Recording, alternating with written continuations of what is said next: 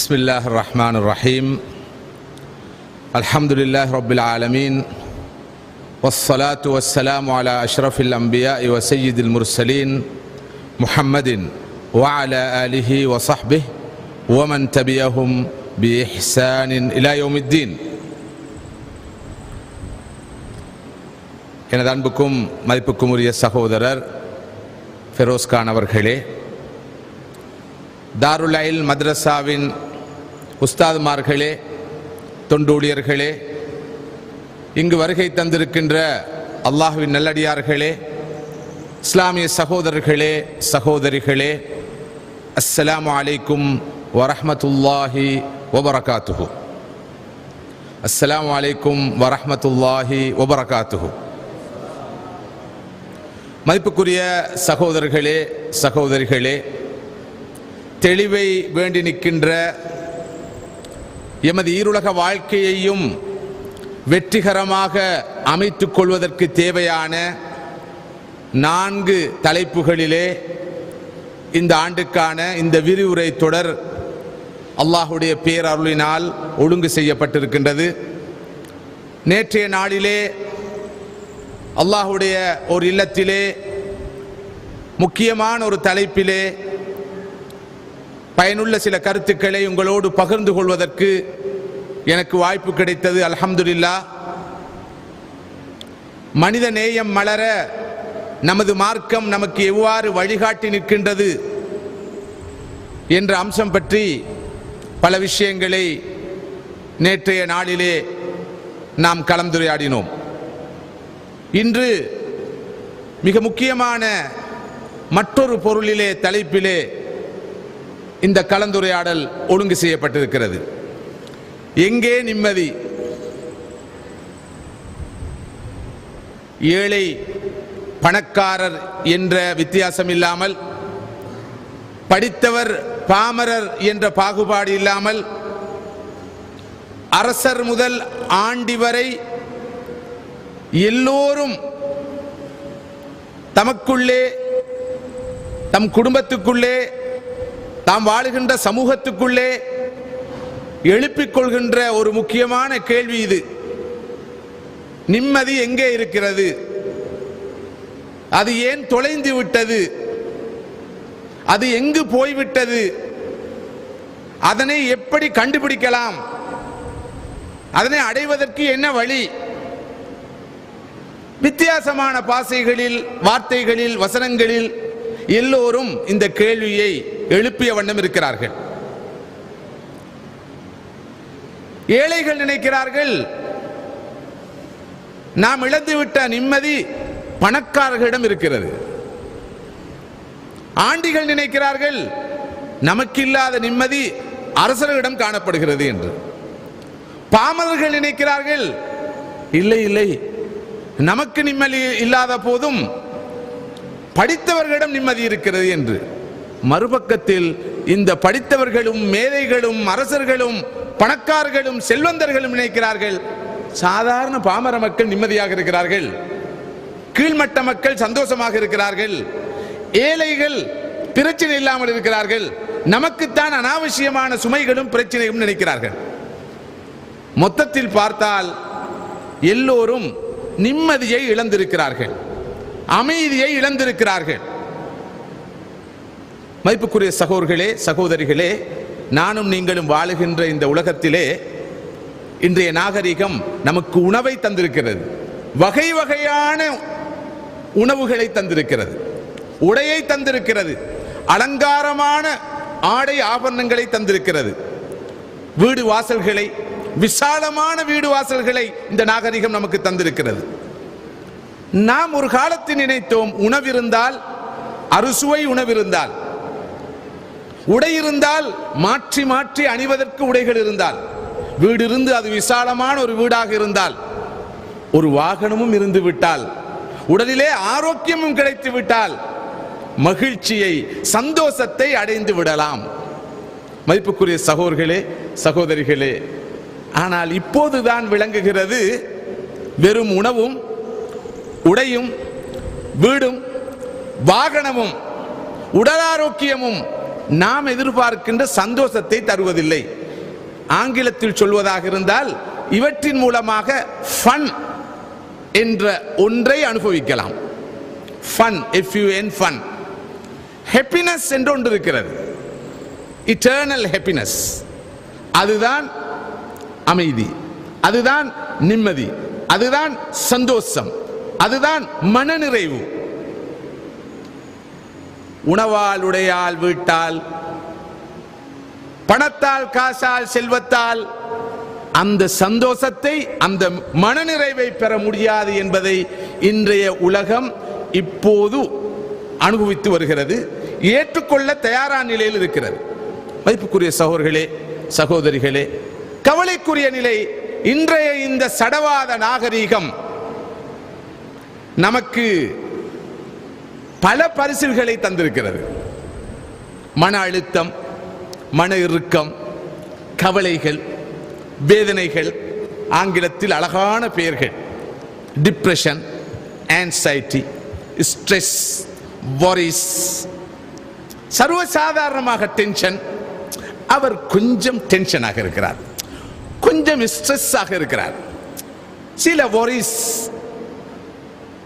அவர் சுமந்திருப்பவை, கொஞ்சம் டிப்ரெஷனாக இருக்கிறார், under treatment.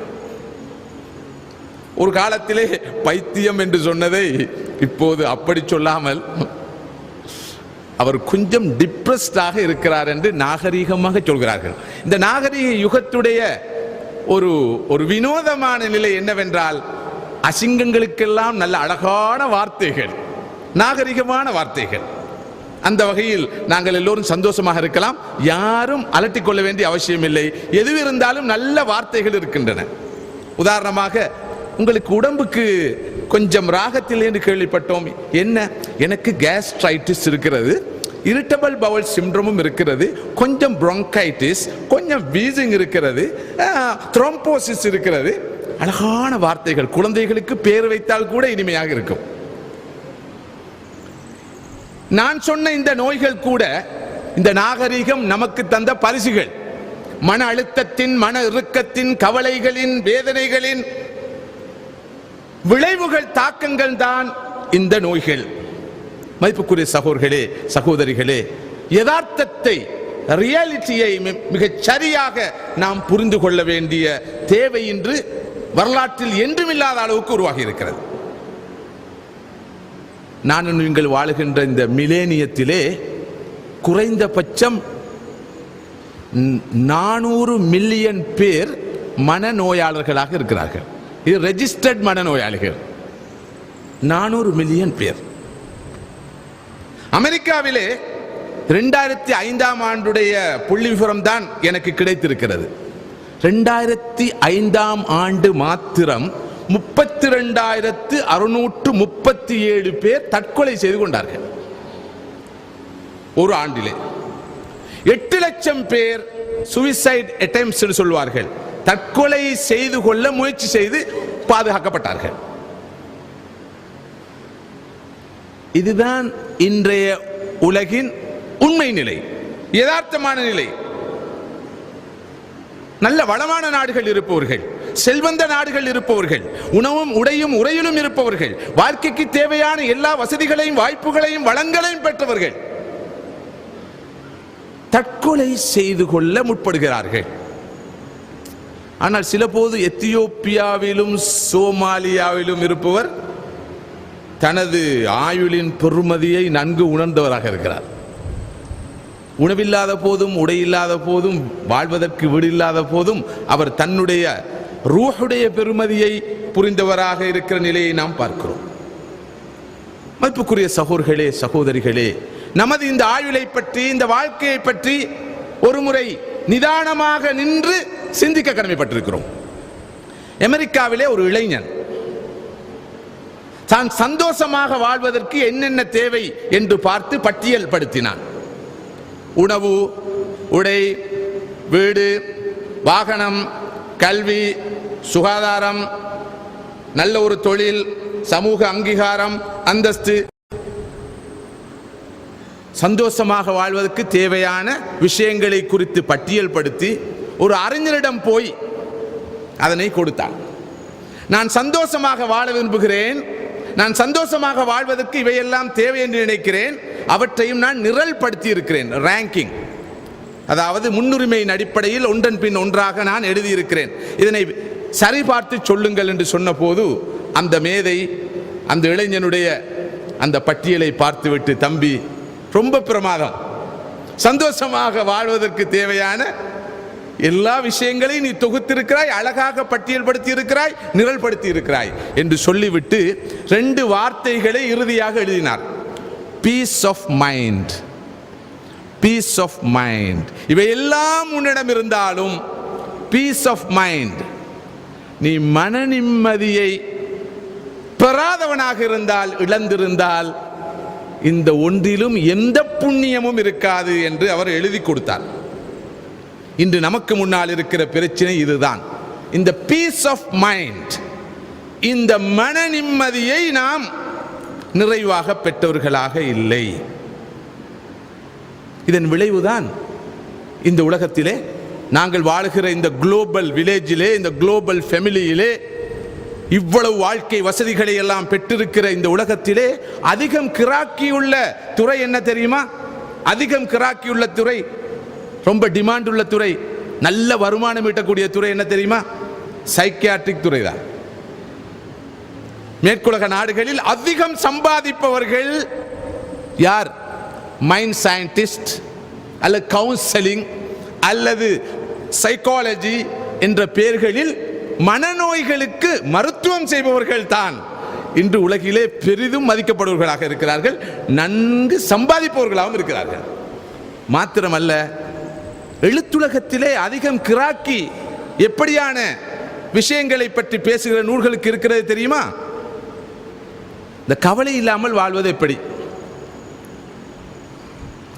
How to stop worrying and start living என்ற ஒரு புத்தகத்தை டேல் கார்னேஜி என்பவர் எழுதினார். How to stop worrying and start living, கவலையிலிருந்து விடுதலை அடைந்து எப்படி வாழ்க்கையை துவங்கலாம். மில்லியன் கணக்கான பிரதிகள் இதுவரை பல ஆண்டுகளுக்கு முன்னால் எழுதப்பட்ட புத்தகம் விற்பனையாகி தீர்ந்திருக்கின்றன. சவுதி அரேபியாவிலே ஒரு அறிஞர் இருக்கிறார், கலாநிதி டாக்டர் ஆயித் அல் கர்னி என்பது அவருடைய பெயர். அவர் இஸ்லாமிய நோக்கிலே ஒரு புத்தகத்தை எழுதினார், லா தஹ்சன், கவலைப்படாதே. ஆங்கிலத்திலே அது மொழிபெயர்க்கப்பட்டிருக்கிறது டோன்ட் பி சேட் என்ற பெயரிலே. இதுவரைக்கும் 2 மில்லியனுக்கு அதிகமான பிரதிகள் விற்பனையாகி முடிவடைந்து இருக்கின்றன. மனிதர்கள் இந்த அம்சத்துக்கு எவ்வளவு முக்கியத்துவம் கொடுக்கிறார்கள், எந்த அளவு தூரம் இதனை அலட்டிக் கொள்கிறார்கள் என்று சிந்தித்து பாருங்கள். ஏனென்றால் நானும் நீங்களும் வாழக்கூடிய இந்த காலம் இருக்கிறதே, இந்த நாகரிகம் இருக்கிறதே, இது புறத்துக்கு கொடுக்கிற முக்கியத்துவத்தை அகத்துக்கு கொடுப்பதில்லை, லௌகியத்துக்கு கொடுக்கிற முக்கியத்துவத்தை ஆன்மீகத்துக்கு கொடுப்பதில்லை, உடலுக்கு தருகிற முக்கியத்துவத்தை உள்ளத்துக்கு கொடுப்பதில்லை. நான் வளமையாக சொல்வதுண்டு, இந்த பாடசாலைக்கு செல்கின்ற இந்த குழந்தைகளை பார்த்து ஒரு கேள்வியை கேளுங்கள், அடிப்படை தேவைகள் என்ன, வாழ்க்கையின் பேசிக் நீட்ஸ், அடிப்படை தேவைகள் என்ன என்று கேளுங்கள். என்ன சொல்வார்கள்? உணவு, உடை, வீடு. கொஞ்சம் அட்வான்ஸாக சொல்லுவார்கள் கல்வி, சுகாதாரம். வெறுமனே உடலிய தேவைகளை தான் இவர்கள் தேவைகள் என்று சொல்வார்கள். இந்த ஸ்பிரிச்சுவல் நீட்ஸ், ஆன்மீக தேவைகளை பற்றி எவரும் பேச மாட்டார்கள், உள்ளத்தின் தேவைகளை பற்றி பேச மாட்டார்கள். உள்ளத்தின் தேவைகளையும் ஆன்மீக தேவைகளையும் பேசுவதற்கு ஹசரத்மார் இருக்கிறார்கள், தாய்கள் இருக்கிறார்கள், உலமாக்கள் இருக்கிறார்கள், பள்ளிவாசல்கள், மஸ்ஜிதுகள் இருக்கின்றன. பள்ளிக்கூடத்தில், ஸ்கூலில், காலேஜில், யூனிவர்சிட்டியில் இவற்றையெல்லாம் பேசக்கூடாது, பேச வேண்டிய தேவையில்லை, அவசியமில்லை. இந்த பார்வைதான் இருக்கிறது. இதன் விளைவு என்ன? நமது எதிர்கால தலைமுறை கூட வெறும் பொருளாதார பிராணிகளாக, வெறும் எக்கனாமிக் பீயிங், பொருளாதார பிராணிகளாகத்தான் வளர்க்கப்படுகிறார்கள். எப்படிப்பட்ட மனிதர்களை இந்த நாகரிகம் உருவாக்கி இருக்கிறது என்று சொன்னால், ஒரு அறிஞர் சொல்கிறார், யானையின் உடம்பு, எறும்பின் உள்ளம். உடம்பை பார்த்தால் மாமிச மலை, யானையின் உடல். ஆனால் சுமந்திருக்கிற ஆத்மா, உள்ளம் ரூஹு கல்பு எறும்புடைய நிலையில் இருக்கிறது. இன்னும் தெளிவாக சொல்வதாக இருந்தால், இந்த உடம்பு இருக்கிறதே இந்த காலத்தில் முதலாம் உலகத்தில் இருக்கிறது, ஃபர்ஸ்ட் வேர்ல்ட்ல இருக்கிறது. உள்ளம் ஆத்மா அது மூன்றாம் உலகத்தில் இருக்கிறது, அபிவிருத்தி குன்றிய உலகத்தில் இருக்கிறது, வறிய உலகத்தில் இருக்கிறது. எனவே ஒரு பேலன்ஸ் இல்லாத நிலை, இதை மிக தெளிவாக நாம் பார்க்கிறோம். மதிப்புக்குரிய சகோதரர்களே சகோதரிகளே, ரப்புல் ஆலமீனான அல்லாஹ் நமக்கு 2 கூறுகளை தந்திருக்கிறான். ஒன்று உடல், இதனை நாங்கள் பிசிக்கல் பாடி என்று சொல்லுவோம். அடுத்தது உள்ளம், அதனை ஸ்பிரிச்சுவல் பாடி என்று சொல்லுவோம். இந்த பிசிக்கல் பாடி மண்ணிலிருந்து படைக்கப்பட்டது. وَمِنْهَا خَلَقْنَاكُمْ وَفِيهَا نُعِيدُكُمْ وَمِنْهَا نُخْرِجُكُمْ تَارَةً أُخْرَى. அல்லாஹ் சொல்கிறான், இந்த மண்ணிலிருந்து உங்களை படைத்தோம், மீண்டும் இந்த மண்ணுக்கே உங்களை அனுப்புவோம், மீண்டும் இந்த மண்ணிலிருந்தே உங்களை மீள எழுப்புவோம். இந்த உடல் மண்ணோடு சம்பந்தப்பட்டது, இந்த உடம்பின் தேவைகளும் மண்ணோடு சம்பந்தப்பட்டவை. உணவு, உடை, வீடு அனைத்தும் மண்ணோடு சம்பந்தப்பட்டவை. ஆனால் அடுத்த கூறு உள்ளம், ஆத்துமா, இது விண்ணோடு சம்பந்தப்பட்டது, இது வானத்தோடு சம்பந்தப்பட்டது. அல்லாஹ் சொல்கிறான், வனஃபக்து ஃபீஹி மிர் ரூஹி, நான் மனிதனை மண்ணிலிருந்து படைத்து அவனுக்குள்ளே எனது ரூஹை ஊதினேன். சுப்ஹானல்லாஹ். ஒவ்வொரு மனிதனும் தனக்குள்ளே அல்லாஹ்வுடைய ரூஹை சுமந்திருக்கிறான். இந்த மனிதனுடைய பெருமதி அவனுடைய இந்த உடம்பில் இல்லை, இந்த தோற்றத்தில் இல்லை, அவன் அணிந்திருக்கும் ஆடையில் இல்லை, அவன் செல்கின்ற வாகனத்தில் இல்லை, அவன் வாழும் வீட்டில் இல்லை. அவனுடைய பெருமதி, பெருமானம், மகத்துவம், கண்ணியம் அவன் சுமந்திருக்கிற அந்த ரூஹில் தான் இருக்கிறது. ஆனால் கவலைக்குரிய நிலை, அந்த ரூஹ் புறக்கணிக்கப்பட்டிருக்கிறது. இந்த உடல் தான் போஷிக்கப்படுகிறது. மதிப்புக்குரிய சகோதரர்களே, இந்த உடம்புக்கு உணவு தேவை, இந்த உள்ளத்துக்கும் உணவு தேவை. இந்த உடம்புக்கு போஷாக்கு தேவை, நாம் சுமந்திருக்கிற இந்த கல்புக்கு ரூஹுக்கும் போஷாக்கு தேவை. உடம்புக்குரிய போஷாக்கு மண்ணிலிருந்து படைக்கப்பட்ட இந்த உடம்புக்கு மண்ணிலிருந்து கிடைக்கிறது. விண்ணிலிருந்து பெறப்பட்ட இந்த ரூஹுக்குரிய போஷாக்கை, உணவை விண்ணிலிருந்து பெற வேண்டும். பெறாத வரைக்கும் அமைதி இல்லை, பெறாத வரைக்கும் நிம்மதி இல்லை, பெறாத வரைக்கும் சந்தோஷம் இல்லை. இங்குதான் இறை வழிகாட்டலின் தேவை, அல்லாஹ்வுடைய வஹியின் தேவை, ரெவலேஷனுடைய அவசியம் உணரப்படுகிறது. அல்லாஹ் சுப்ஹானஹு வ தஆலா மனிதனை படைத்து அவனுடைய உடலிய தேவைகளை பூர்த்தி செய்வதற்காக அவனுக்கு பகுத்தறிவை கொடுத்திருக்கிறான், இன்டெலெக்ட். மனிதனை படைத்த அல்லாஹ் அவனுடைய ஆன்மீக தேவைகளை, உளத்தேவைகளை பூர்த்தி செய்வதற்காகத்தான் வஹியை கொடுத்திருக்கிறான். ஏனென்றால் மனிதனுடைய பகுத்தறிவால் மாத்திரம் அவனுடைய வாழ்க்கையோடு சம்பந்தப்பட்ட விவகாரங்களை சரியாக புரிந்து கொள்ள முடியாது. மனிதனுடைய பகுத்தறிவு என்பது டைம் அண்ட் ஸ்பேஸ், காலம், இடம் ஆகியவற்றால் வரையறுக்கப்பட்டிருக்கிறது. அதற்கு அப்பால் செல்ல வேண்டுமா, அதற்கு வழிகாட்டுவதற்குத்தான் அல்லாஹ் வஹியை கொடுத்திருக்கிறான். மதிப்புக்குரிய சகோதரர்களே, இந்த உண்மையை இன்றைய உலகம் புரிய தவறி இருக்கிறது. இன்றைய நாகரிகத்துக்கு ஒரு கண், லௌகீக கண் மாத்திரம், உலக கண் மாத்திரம், துனியாவுடைய கண் மாத்திரம். இந்த நாகரிகத்துக்கு ஆன்மீக கண் இல்லை, மறுமையுடைய கண் இல்லை, அகக்கண் இல்லை. எனவே மனிதர்கள் பேலன்ஸ் இல்லாமல் இருக்கிறார்கள். இந்த பேலன்ஸை ஏற்படுத்த வேண்டிய தேவை இன்று உருவாகி இருக்கிறது. பிரியாணி சாப்பிட்டால் உள்ளத்தில் சந்தோஷம் வரும் என்று நினைக்கிறார்கள். ஒரு ஃபாலுதா குடித்தால் உள்ளத்திலே மகிழ்ச்சி வரும் என்று நினைக்கிறார்கள். ஒரு 5 நட்சத்திர ஹோட்டலிலே, ஒரு 5 ஸ்டார் ஹோட்டலிலே போய் 2 நாள் தங்கினால்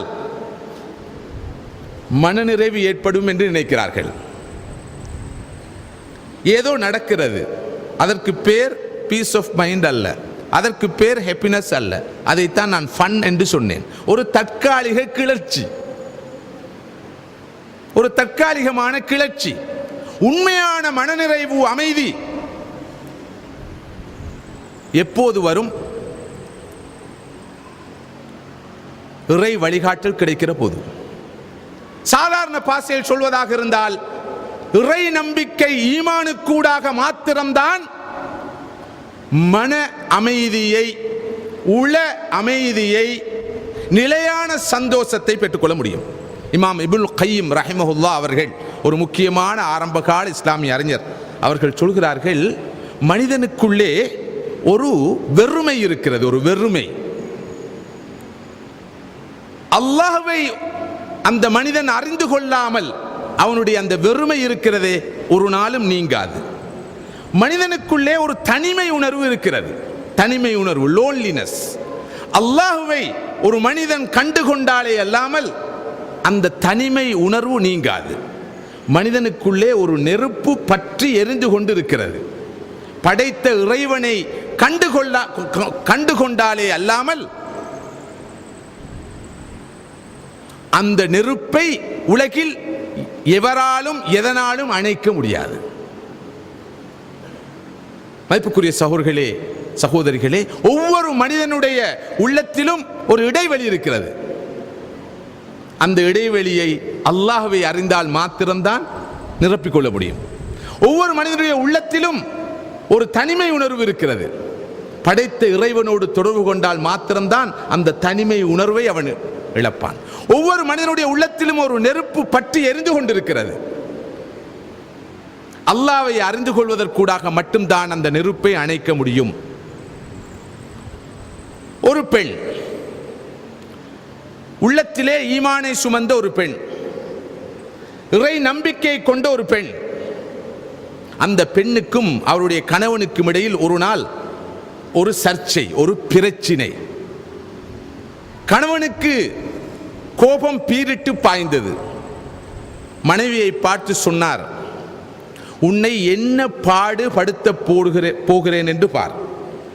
உன்னை எப்படி பழிவாங்க போகிறேன், தண்டிக்க போகிறேன் என்று பார் என்று சொன்னார். அதை கேட்ட அந்த ஈமானிய பெண் என்ன சொன்னார் தெரியுமா? அன்புக்குரிய கணவரே, நீங்கள் எனக்கு தரும் உணவில்தான் என்னுடைய மனநிறைவு இருக்கிறது என்று சொன்னால் அந்த உணவை எனக்கு தராமல் என்னை நீங்கள் தண்டிக்கலாம். நீங்கள் எனக்கு வாங்கித்தரும் உடையில்தான் எனக்கு சந்தோஷம் இருக்கு என்று சொன்னால் அந்த உடையை வாங்கித்தராமல் என்னை நீங்கள் வேதனைப்படுத்தலாம்.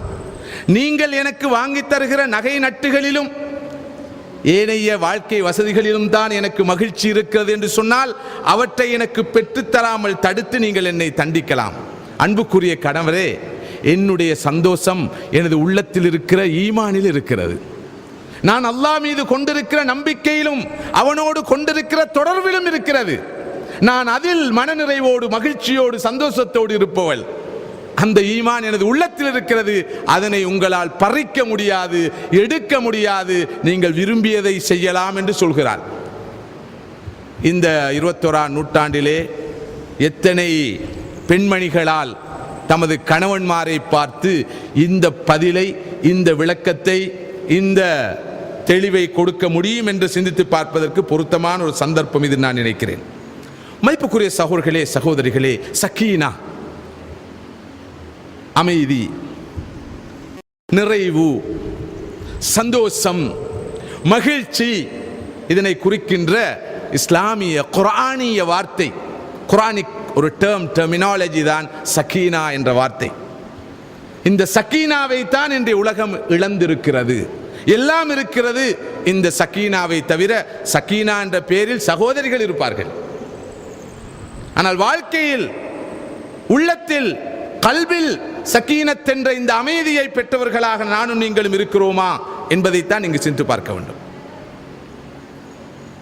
ஈமானுக்கூடாக, இறை நம்பிக்கை கூடாக, இறை நம்பிக்கையின் மூலமாக மட்டும்தான் மன நிம்மதியை பெற்றுக்கொள்ள முடியும். இலங்கையில் இருப்பவர் சிந்திக்கிறார், சிங்கப்பூருக்கு வந்துவிட்டால் சக்கீனத்து கிடைத்துவிடும்.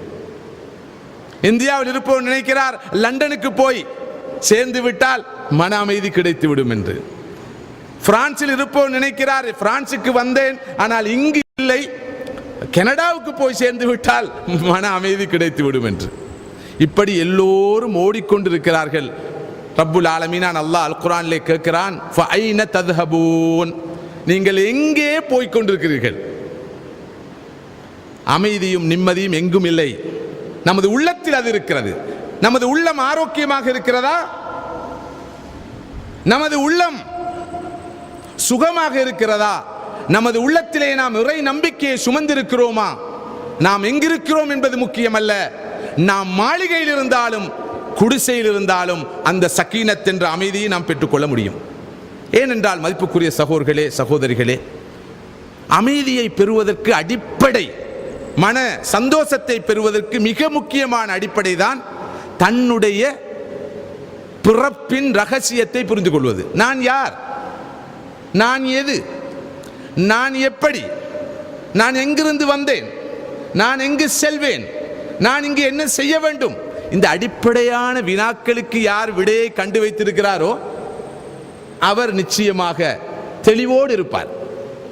நான் ஒரு மாதத்துக்கு முன்னால் மலேசியாவிலே உலக இஸ்லாமிய தமிழ் இலக்கிய மாநாடு நடைபெற்ற போது இலட்சிய வாழ்வுக்கு இஸ்லாமிய இலக்கியம் என்ற தலைப்பிலே ஒரு உரை நிகழ்த்தினேன். அந்த உரையிலே ஈலியா அபுமாதி என்ற ஒரு அரபுலக கவிஞனுடைய ஒரு கவிதையின் தமிழ் வடிவத்தை வழங்கினேன். கவிதையுடைய தலைப்பு லஸ்து அதிரி, எனக்கு தெரியாது, எனக்கு தெரியாது.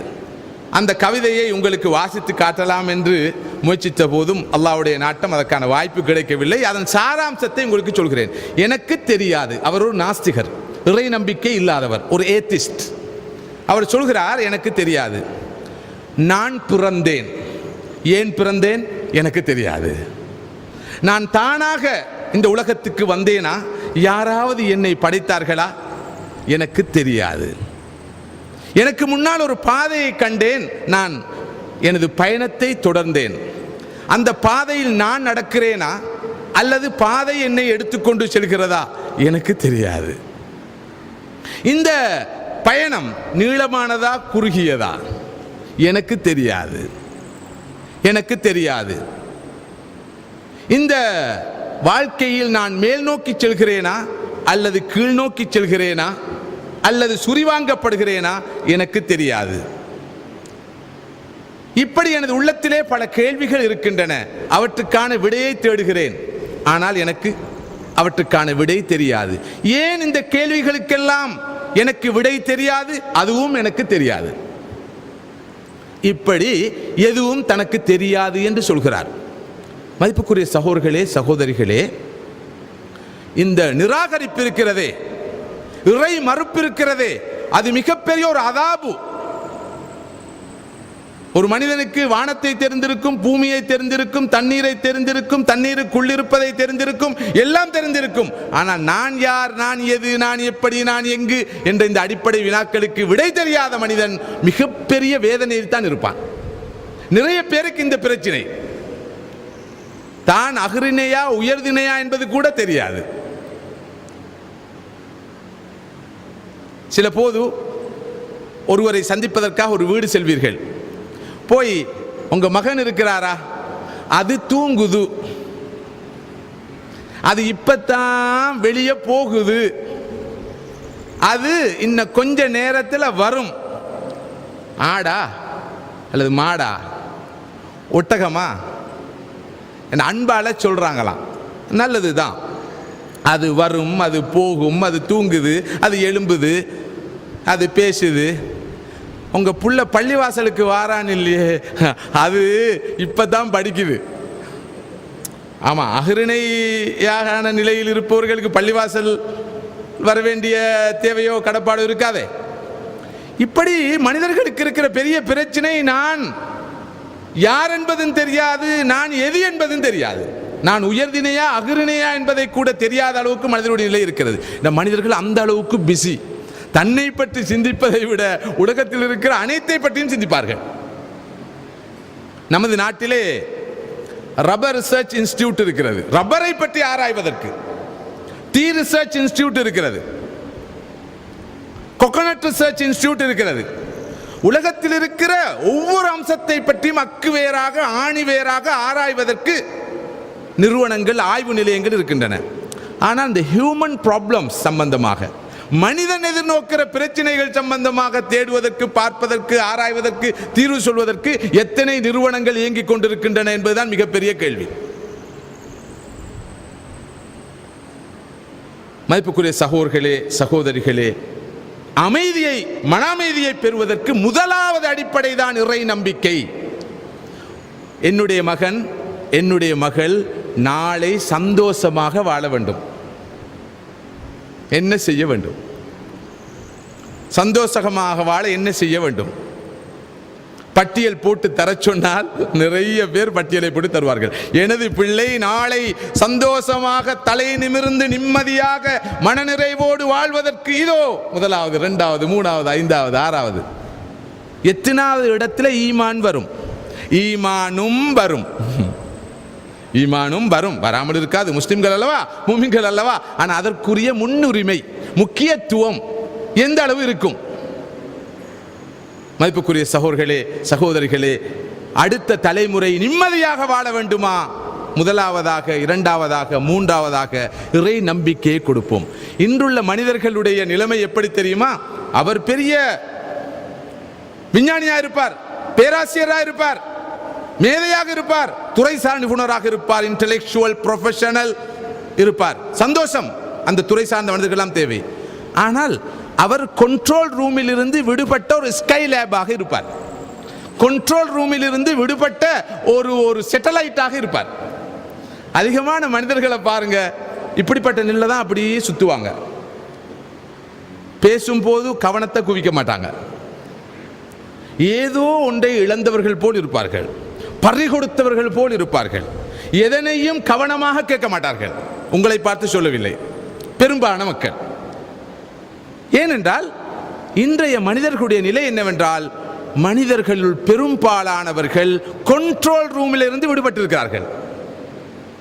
நமது கண்ட்ரோல் ரூம், நாம் எங்கிருந்து வந்தோமோ அந்த இடம் அல்லாஹ். இன்னா லில்லாஹி வ இன்னா இலைஹி ராஜிஊன். நாங்கள் இன்னா லில்லாஹி வ இன்னா இலைஹி ராஜிஊன் சொன்ன உடனே அக்கம் பக்கத்தில் பார்ப்பீங்க, ஏதோ ஜனாசா நடந்துட்டோ தெரியல, என்ன திடீரென்று இன்னா லில்லாஹி வ இன்னா இலைஹி ராஜிஊன் சொல்லிட்டாரு, ஏதாவது டெலிபதியில் செய்தி வந்துட்டோ தெரியாது ஷேகுக்கு. இன்னா லில்லாஹி வ இன்னா இலைஹி ராஜிஊன் என்பது எமது கொள்கை பிரகடனம். நாம் அல்லாஹ்விடமிருந்து வந்தோம், அவன் பக்கம் திரும்புவோம், அவனுக்காக வாழ்பவர்களாக இருக்கிறோம். இதான் இன்னா லில்லாஹி வ இன்னா இலைஹி ராஜிஊன். சந்தோஷமா? இன்னா லில்லாஹி வ இன்னா இலைஹி ராஜிஊன். கவலையா? இன்னா லில்லாஹி வ இன்னா இலைஹி ராஜிஊன். ஒரு பதவி உயர்வா? இன்னா லில்லாஹி வ இன்னா இலைஹி ராஜிஊன். எப்போதும் பசுமையாக இந்த நம்பிக்கை இருக்கும். அல்லாஹ்விடமிருந்து வந்தோம், அவன் பக்கம் மீடுவோம், அவனுக்காக வாடுவோம். மதிப்புக்குரிய சகோதரர்களே, சகோதரிகளே, எந்த அளவுக்கு இந்த கண்ட்ரோல் ரூமோடு அல்லாஹ்வோடு நமக்கு இறுக்கமும் நெருக்கமும் தால்லுக்கும் இருக்கிறதோ அந்த அளவுக்கு நாம் அமைதியாக இருப்போம். ஏனென்றால் வழி தவற மாட்டோம், திசை தவற மாட்டோம், எங்கும் செல்ல மாட்டோம். அந்த தொடர்பு அறுபடுகிற போது, விடுபடுகிற போதுதான் எல்லா விளைவுகளுக்கும் முகம் கொடுக்க வேண்டி இருக்கும். அல்லாஹ்வோடு, படைத்த ரப்போடு எங்கிருந்து வந்தோமோ அந்த இடத்தோடு நமக்கு தொடர்பு இருந்தால் வாழ்க்கையில் எல்லாம் கண்ட்ரோல். அலா பிதிக்ரில்லாஹி தத்மஇன்னுல் குலூப், அலா பிதிக்ரில்லாஹி தத்மஇன்னுல் குலூப். அல்லாஹ்வை நினைப்பதில், அல்லாஹ்வை திக்ர் செய்வதில், அல்லாஹ்வோடு தொடர்பாக இருப்பதில் தான் உள்ளங்கள் அமைதி அடைகின்றன என்று குர்ஆன் சொல்வதை பார்க்கிறோம். இங்கே மௌலை ஹுசைன் அவர்கள் மிக பொருத்தமான ஒரு ஆயத்தை ஓதி காண்பித்தார்கள். ஒமன் நாரதான் திக்ரி ஃபஇன்ன லஹு மঈஷத்தன் தங்கா வநஹ்ஷுருஹு யௌமல் கியாமத்தி அமா. யார் என்னுடைய திக்ரை புறக்கணிக்கிறார்களோ, என்னை மறக்கிறார்களோ, அவர்களுக்கு நெருக்கடியான வாழ்க்கை கிடைக்கும், இறுக்கமான வாழ்வே கிட்டும். இந்த உலகத்திலும் அவர்கள் நெருக்கடியோடு இருப்பார்கள். காசு இருக்கும், பணம் இருக்கும், பட்டம் இருக்கும், பதவி இருக்கும், வீடு வாசல் இருக்கும், ஆடை ஆபரணங்கள் இருக்கும், எல்லாம் இருக்கும். ஆனால் என்னமோ தெரியல, ஏதோ பிரச்சனை. ஓதி பார்ப்போமா, ஊதி பார்ப்போமா,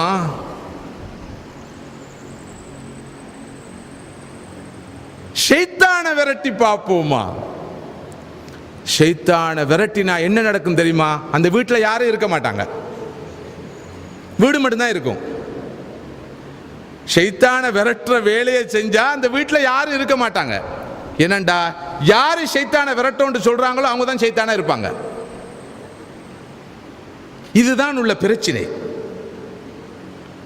யார் என்னை மறக்கிறாரோ, எனது திக்ரை புறக்கணிக்கிறாரோ, அவருக்கு நிச்சயமாக கஷ்டமான நெருக்கடியான வாழ்க்கையே கிட்டும் என்று அல்லாஹ் சொல்லிட்டான்.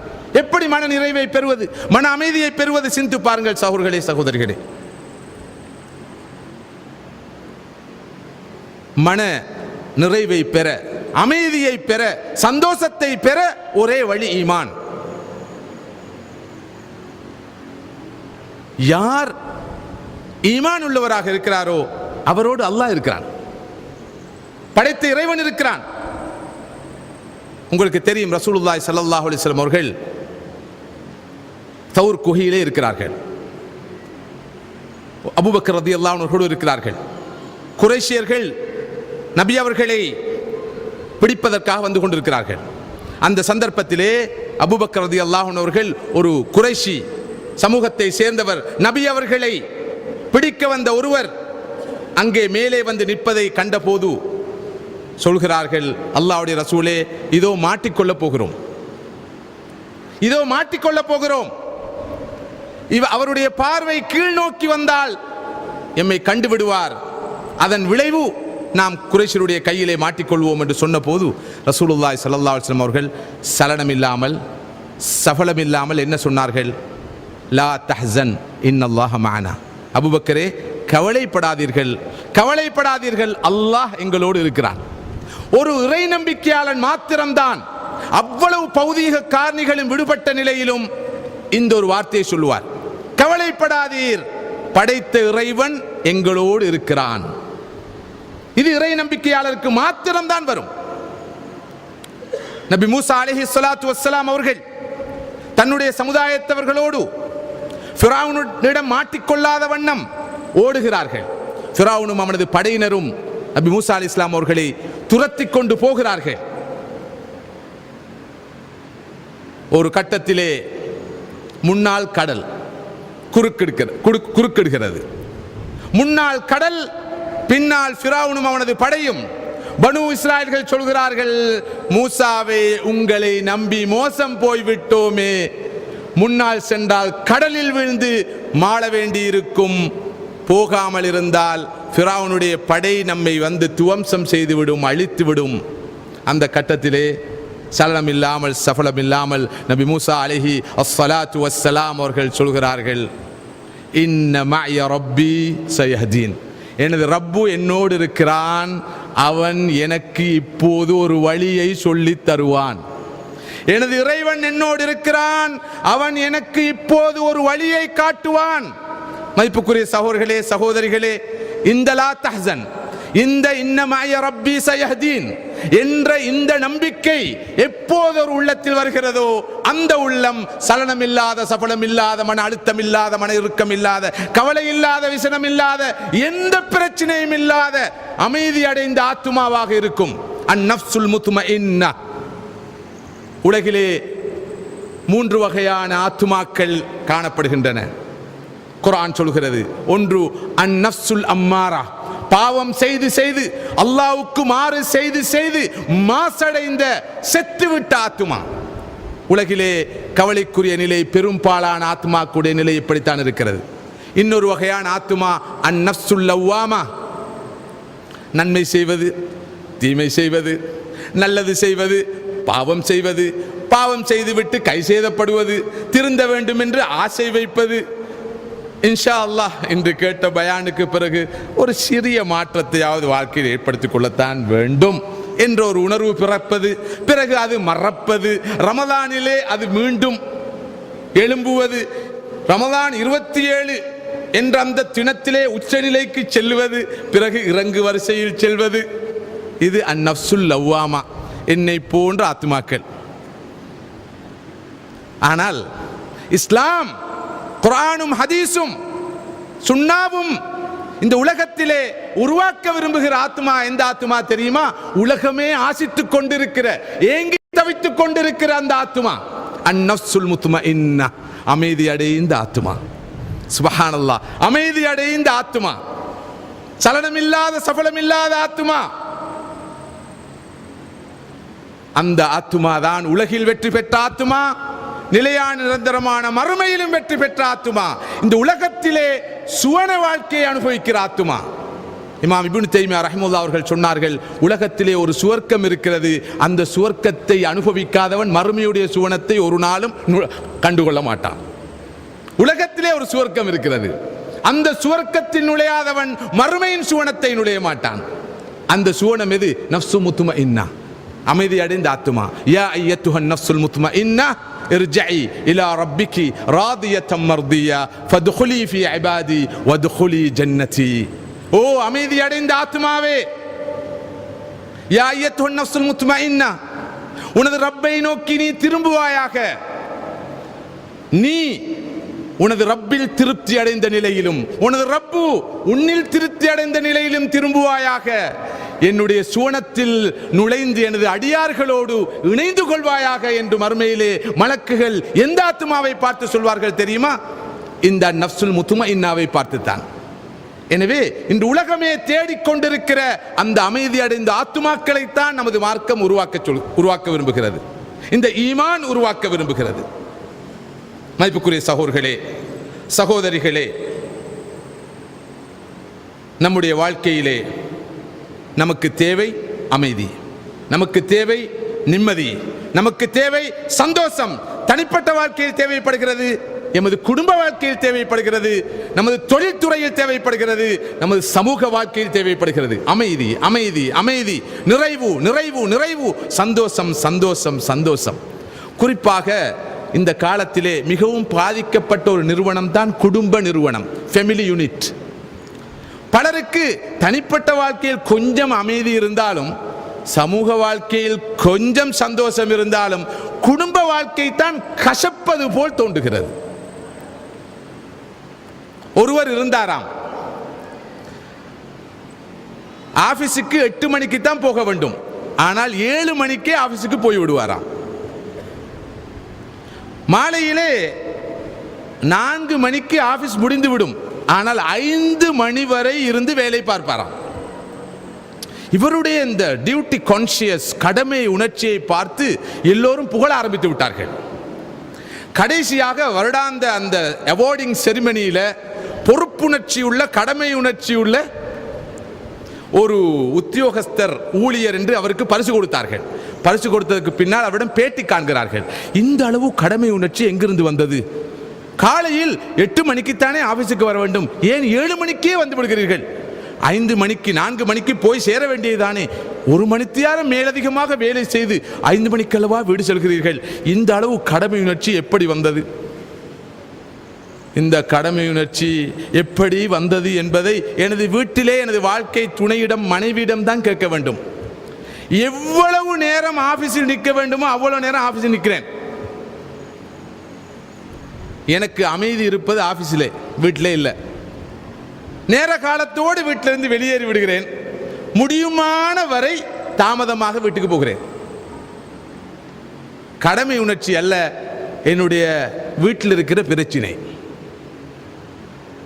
கணவனுக்கு மனைவியால் பிரச்சினை, மனைவிக்கு கணவனால் பிரச்சினை, பெற்றோருக்கு குழந்தைகளால் பிரச்சினை, குழந்தைகளுக்கு பெற்றோரால் பிரச்சினை. இப்படி பிரச்சினை மயமான ஒரு சூழ்நிலை குடும்ப நிறுவனத்தை பொறுத்தவரை இருக்கிறது. எனவேதான் இந்த உலகத்திலே குடும்ப நிறுவனம் குட்டிச்சோராய் கொண்டு போகிறது.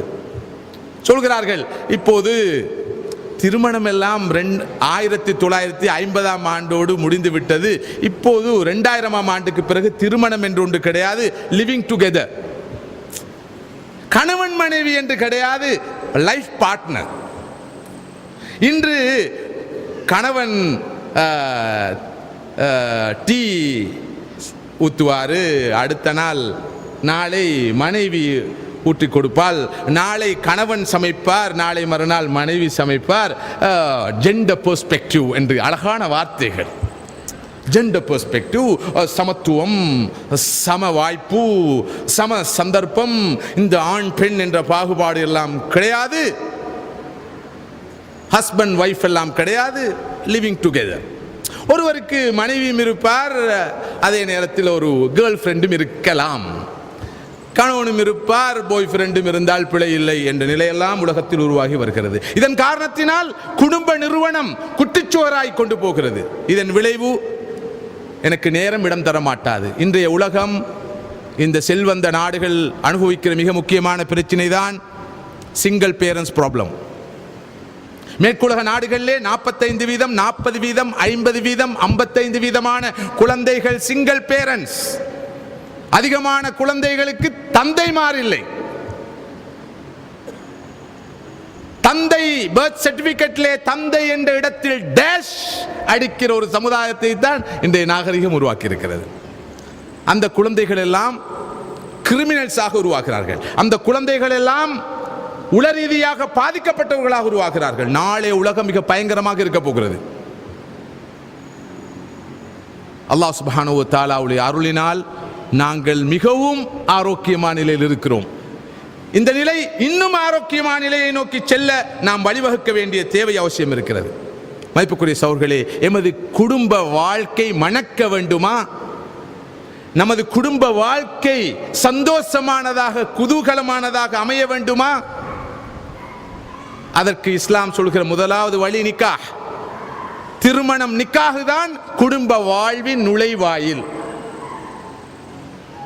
பாலுணர்ச்சியை தீர்த்துக் கொள்வதற்கான சட்டபூர்வமான ஒரு ஒழுங்காக நமது மார்க்கம் இதை தந்திருக்கிறது.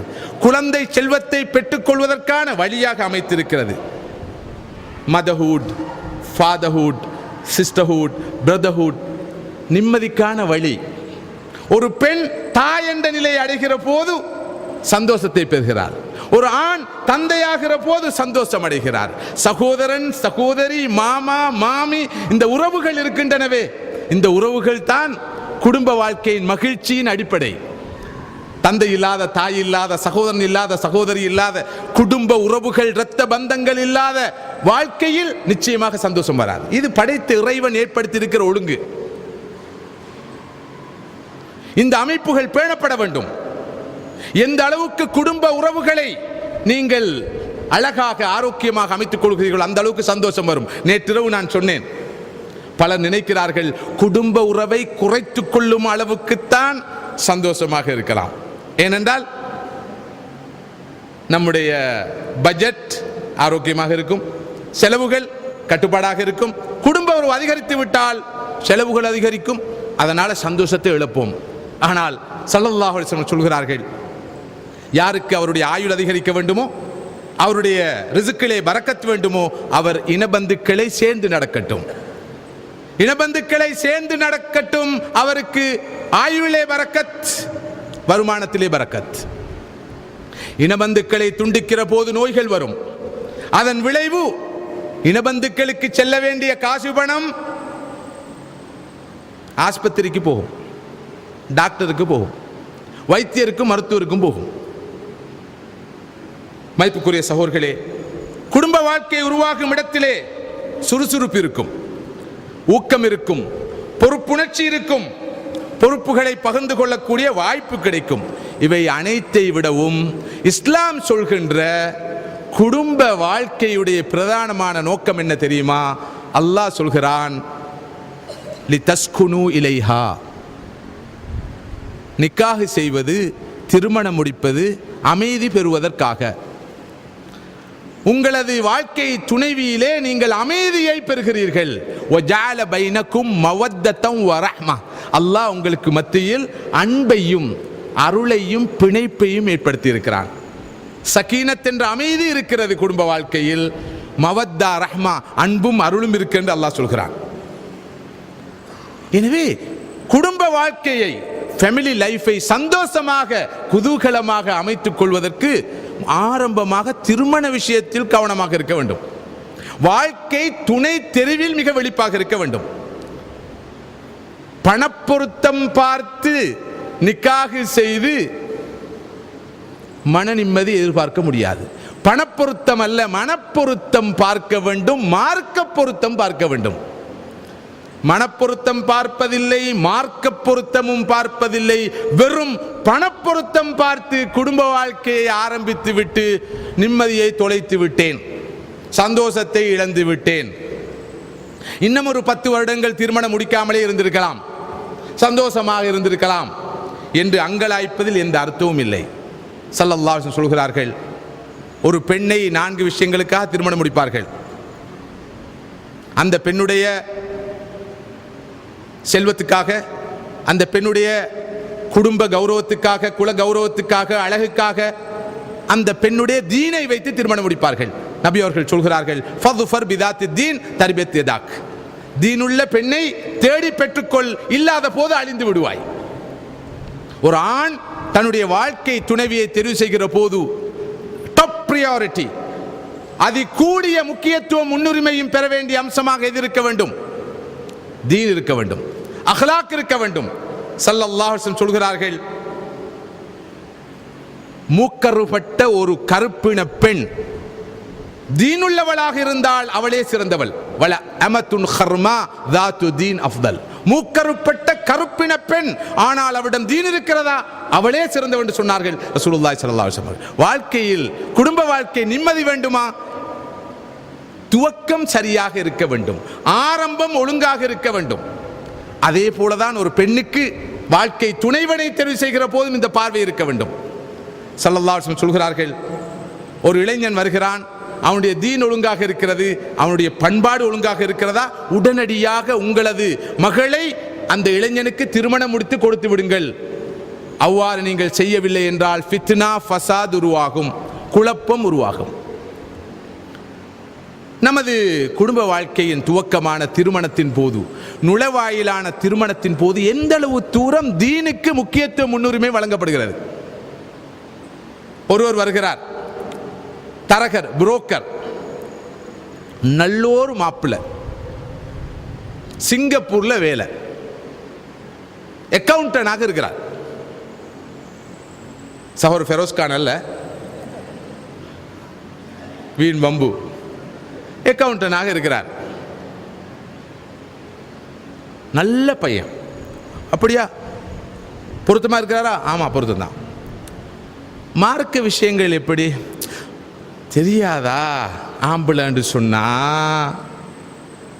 இளைஞன் சொன்னா, சின்ன பையன் சொன்னா கொஞ்சம் பொடுபோக்காத்தான் இருப்பான். அது காலப்போக்கில் எல்லாம் சரி வந்துடும்.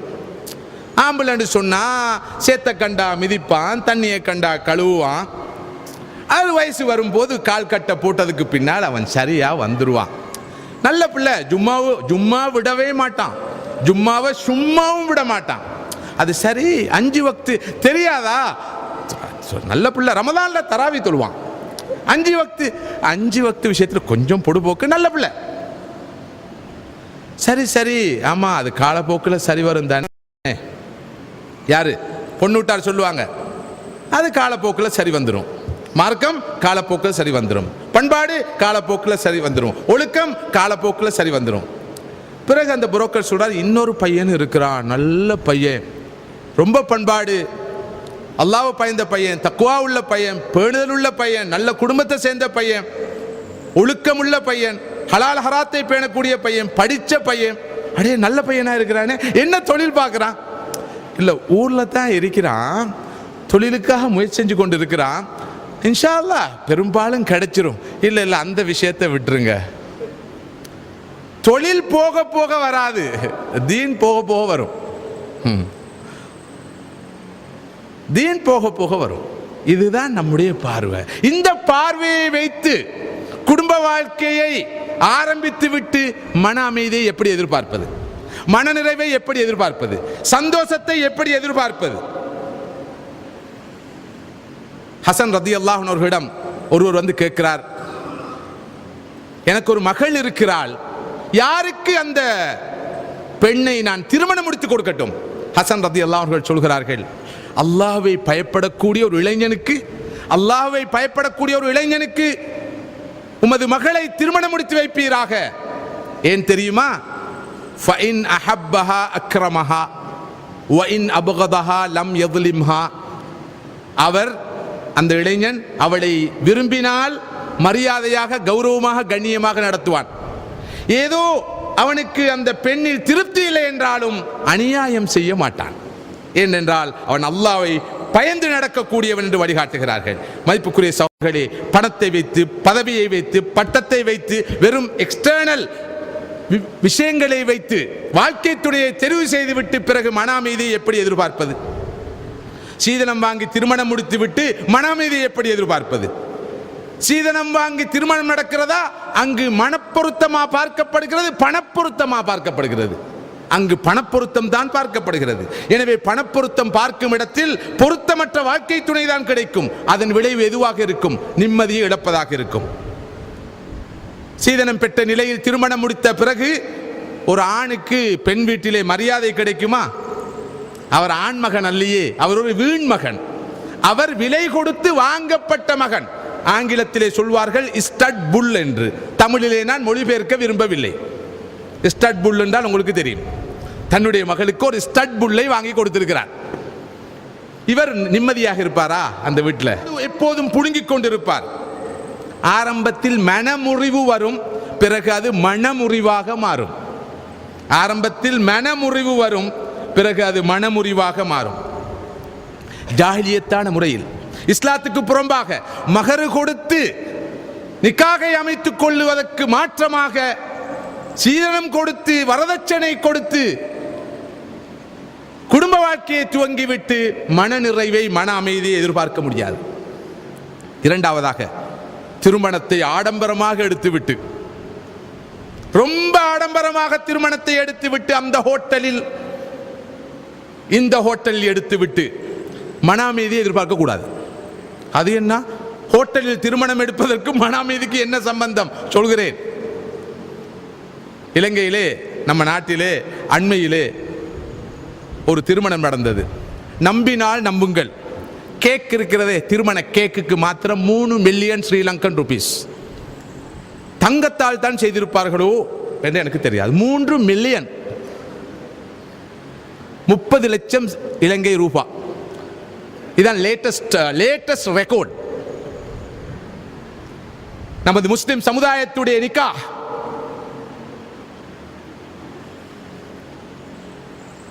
3 மில்லியன். இப்படிப்பட்ட அட்டகாசத்தில் ஈடுபட்டு, அத்துமீறலில் ஈடுபட்டு, பணத்திமிரை, பணச்செருக்கை வெளிப்படுத்தி தம்பட்டம் அடித்து விட்டு தனது பிள்ளைகள் நாளை நிம்மதியாக வாழ வேண்டும் என்று எதிர்பார்க்க கூடாது. ரசூலுல்லாஹி ஸல்லல்லாஹு அலைஹி வஸல்லம் சொல்கிறார்கள், இன்ன அஅஸமன் நிக்காஹி பரக்கத்தன் ஐஸருஹும் உனத்தன். செலவில் குறைந்த நிக்காஹு அதுதான் பரக்கத்தில் கூடிய நிக்காஹ் ஆகும். செலவில் குறைந்த நிக்காஹே பரக்கத்தில் கூடிய நிக்காஹ் ஆகும். எனது மகன், எனது மகள், எனது சகோதரன், எனது சகோதரி திருமணம் முடித்து பரக்கத்தாக மனநிறைவோடு வாழ வேண்டுமா? ஆடம்பர திருமணத்தை தவிர்ப்போம், அல்லாஹ்வுடைய அருள் கிடைக்கும். ஆடம்பர மோகம் என்பது ஷைத்தானியத். இன்னல் முபத்திரீன கானு இஹ்வான ஷயாத்தீன். குர்ஆன் சொல்கிறது, வீண் விரயம் செய்பவர்கள் ஷைத்தானுடைய சகோதரர்கள். ஷைத்தானுடைய சகோதரர்களாக இருந்து கொண்டு எப்படி அல்லாஹ்வின் அருளை எதிர்பார்க்க முடியும்? வாழ்க்கையில் நிம்மதியை, சந்தோஷத்தை, சக்கீனத்தை எதிர்பார்க்க முடியும் என்று சிந்தித்து பாருங்கள். ஆடம்பர மோகம் அழிவின் அடையாளம். அல்லாஹ் ஒரு சமுதாயத்தை அழிக்க நாடினால் ஆடம்பர பிரியர்களை தூண்டி விடுவான். அதன் விளைவு எதுவாக இருக்கும்? ஆடம்பர பிரியர்கள் அட்டகாசத்தில் ஈடுபடுவார்கள். அல்லாஹ் அந்த சமுதாயத்தை அழிப்பான். மதிப்புக்குரிய சகோதரர்களே, சகோதரிகளே, குடும்ப வாழ்க்கையில் சந்தோஷம் வேண்டுமா? இங்கிருந்து துவங்குவோம். தீனை, அஹ்லாக்கை, ஈமானை அடிப்படையாக கொண்டு வாழ்க்கை துணையை தெரிவு செய்வோம். சீதனம், வரதட்சணை என்ற இந்த கொடுமையை ஒழிப்போம். திருமணத்தை எளிமையாக அமைத்துக் கொள்வோம். அல்லாஹ்வுடைய ரசூல் ஸல்லல்லாஹு அலைஹி வஸல்லம் அவர்களுடைய மாஸ்டர் சுன்னா என்று நான் இதனை வர்ணிப்பேன். நபி அவர்களுடைய சுன்னத்துகளில் மிக உயர்ந்த சுன்னத்து தான் எளிமை பேணுவது, சிம்பிளிசிட்டி. சிம்பிளிசிட்டி என்றால் ஒன்று, பவர்ட்டி என்றால் மற்றொன்று. இஸ்லாம் எளிமையை விரும்பும் மார்க்கம். நபி அவர்கள் சொன்னார்கள், அல்லாஹ் மஹீனி மிஸ்கீனன் வ அமித்னி மிஸ்கீனன் வ அஹ்ஷுர்னி கதன் ஃபீ ஸும்ரத்தில் மசாக்கீன். யா அல்லாஹ், என்னை எளிமையானவனாக வாழ வைத்து என்னை எளிமையான மனிதனாக இருக்கும் நிலையில் மரணிக்க செய்து மறுமையில் இந்த உலகத்தில் ஆடம்பர மோகம் இல்லாமல் எளிமையாக வாழ்ந்தார்களே அவர்களோடு எழுப்புவாயாக. எளிமை, சிம்பிளான லைஃப். ஒரு முஸ்லிமுடைய அடையாளம் தான் சிம்பிளிசிட்டி. வறுமை அல்ல. இஸ்லாம் வறுமையை விரும்பவில்லை. நபி அவர்கள் வறுமையிலிருந்து பாதுகாப்பு தேடினார்கள். வறுமை என்பது வேறு, எளிமை என்பது வேறு. இஸ்லாத்துடைய மிக உயர்ந்த பண்புதான் எளிமை. ஸல்லல்லாஹு அலைஹி வஸல்லம் அவர்களுடைய மிக அடிப்படையான ஒரு சுன்னா எளிமை. எல்லாவற்றிலும் எளிமை. குறிப்பாக நம்முடைய குடும்ப வாழ்க்கையில் எளிமை பேணப்பட வேண்டும். அடுத்ததாக கணவன் மனைவி உறவிலே மார்க்கம் சொல்லும் அடிப்படைகள் பேணப்பட வேண்டும். அல்லாஹ்வுடைய ரசூல் ஸல்லல்லாஹு அலைஹி வஸல்லம் சொல்கிறார்கள், ഖൈറുക്കും ഖൈറുக்கும் லி அஹ்லிஹி வ அன ഖൈറുக்கும் லி அஹ்லி. உங்களில் சிறந்தவர் யார் தெரியுமா? தனது மனைவி மக்களுக்கு சிறந்தவரே. உங்கள் அனைவரிலும் நான் எனது மனைவி மக்களுக்கு சிறந்தவனாக இருக்கிறேன். எத்தனை ஆண்களுக்கு இந்த துணிச்சல் இருக்கிறது எழும்பி சொல்வதற்கு? நான் உங்கள் அனைவரிலும் என்னுடைய மனைவி மக்களுக்கு சிறந்தவனாக இருக்கிறேன் என்று. ஸல்லல்லாஹு அலைஹி வஸல்லம் எவ்வளவு முக்கியமான சுன்னத். ஒவ்வொரு ஆணும் நாகரிகமானவனாக இருந்தால், பண்பாடுள்ளவனாக இருந்தால், உண்மை இறை விசுவாசியாக இருந்தால், தனது மனைவி மக்களை மகிழ்விக்கக்கூடிய மனிதனாக இருக்க வேண்டும். அவரை கண்டவுடன் அவர்கள் சந்தோஷப்பட வேண்டும். வரமாட்டாரா, வந்து சேரமாட்டாரா என்று ஏங்கிக் கொண்டிருக்க வேண்டும். இதுதான் நபி அவர்களுடைய சுன்னா. நபி அவர்கள் சொன்னார்கள், ஈமானிலே உயர்ந்தவர், பண்பாட்டில் உயர்ந்தவர், உங்களில் அதி சிறந்தவர் தமது மனைவிமாருக்கு சிறந்தவரே. ஹையாருக்கும் ஹையாருக்கும் லினிசாஇஹிம். உங்கள் சிறந்தவர், தெரிவிலும் தெரிவானவர் யார் தெரியுமா? தமது மனைவிமாருக்கு சிறந்தவரே. இந்த மனோபாவம் கணவன்மாருக்கு வந்தால், இஸ்லாம் சொல்கிற கணவன்மாராக, லட்சிய கணவன்மாராக இருந்தால் அந்த குடும்பம் எவ்வளவு சந்தோஷமான குடும்பமாக இருக்கும். கணவன் போலீஸ்காரரா அல்லது போலீஸ் ஸ்டேஷனுடைய ஓஐசியாக இருப்பவரா? அவர் கணவர். குடும்பத்தாரை அரவணைப்பவர், அவர்களுக்கு அன்பு காட்டுபவர். அதைத்தான் இஸ்லாம் சொல்கிறது. மறுபக்கத்தில் மனைவியும் அப்படித்தான்.